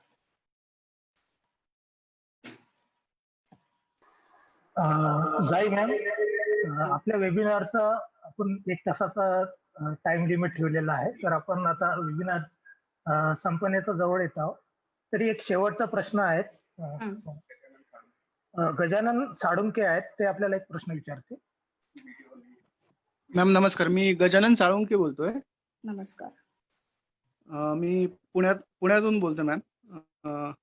मॅम, सर्वसामान्य मुलांबरोबर आपण काम करताना शिक्षणात म्हणजे आर्टचा वापर करून घेतोच आहे, पण मला असं विचारायचं होतं की जी स्पेशल जी मुलं असतात, म्हणजे स्लो लर्नर किंवा ज्यांचं अटेन्शन स्पॅन कमी असतो किंवा लर्निंग डिसॅबिलिटी ज्यांना असतात आणि हायपर ऍक्टिव्ह जे असतात, अशा मुलांच्या बाबतीत कलेचा कशा पद्धतीने आपण वापर करून घेऊ? अशा मुलांच्या बाबतीत सुद्धा काही मुलांना वेगवेगळं, म्हणजे काही मुलं जसं विणण्यात त्यांना जास्त कौशल्य, म्हणजे त्यांना ते रमतात किंवा रिपिटेशन मध्ये, जसं आमच्याकडे एक ऑटिस्टिक मुलगा होता, तर त्याला रिपिटेटिव्ह गोष्टी करण्यात जास्त रस होता आणि तो त्याच्यात एकदा रमला किंवा जसं विणायचं, हातमागावर विणणं ही गोष्ट तो तासनतास करू शकायचा, पण त्याला चित्र काढायला सांगितलं तर तो गडबडायचा. तर प्रत्येक मुलामधलं काहीतरी वैशिष्ट्य, मला वाटतं त्यांच्यावर अशा पद्धतीचं कलेला तरी अशा पद्धतीचं लेबल न लावता की ते स्लो लर्नर आहेत का, त्यांचं म्हणजे नक्की काय, अशा पद्धतीपेक्षाही ती मुलं ज्यात रमता आहेत ते त्यांना करू देणं, हे मला वाटते कुठल्याही मुलांच्या बाबतीत असायला पाहिजे. म्हणजे त्या मुलांना खूप बांधील न ठेवता कलेच्या शिक्षणात त्यांना सतत दिशा न देता की हे कर, हे कर, हे कर. तू आता पावसाचं चित्र काढून दाखव, तू बैलाचं चित्र काढ, तू आईचं चित्र काढ, तू ह्याचं काढ, तू त्याचं काढ, असं मला वाटतं कुणालाच न सांगता त्यांना ज्याच्यात ती ज्या दिशेने जाते त्या दिशेने जाऊ देणं, हे मला वाटतं शिक्षकाचं महत्वाचं कर्तव्य आहे. आणि त्यामुळे त्या ह्याच्यात मग मुलाची कुठलीही लेवल असो, म्हणजे काही मुलं हुबेहूब काढत असतील, काही मुलं नसतील, काही खेळत असतील, काही नसतील, हे सगळं आहे. पण मला वाटतं निश्चितच ज्यांना इतर शिक्षण म्हणजे ह्याकडे ओढा आहे त्यांना हे करू द्यावं. आणि ह्या पद्धतीचं शिक्षण निश्चितच स्पेशल मुलांसाठी उपयोगाला येतच. म्हणजे ह्यातला कुठला ना कुठला मार्ग त्यांना जवळचा वाटतो, हा साधारणपणे अनुभव आहे.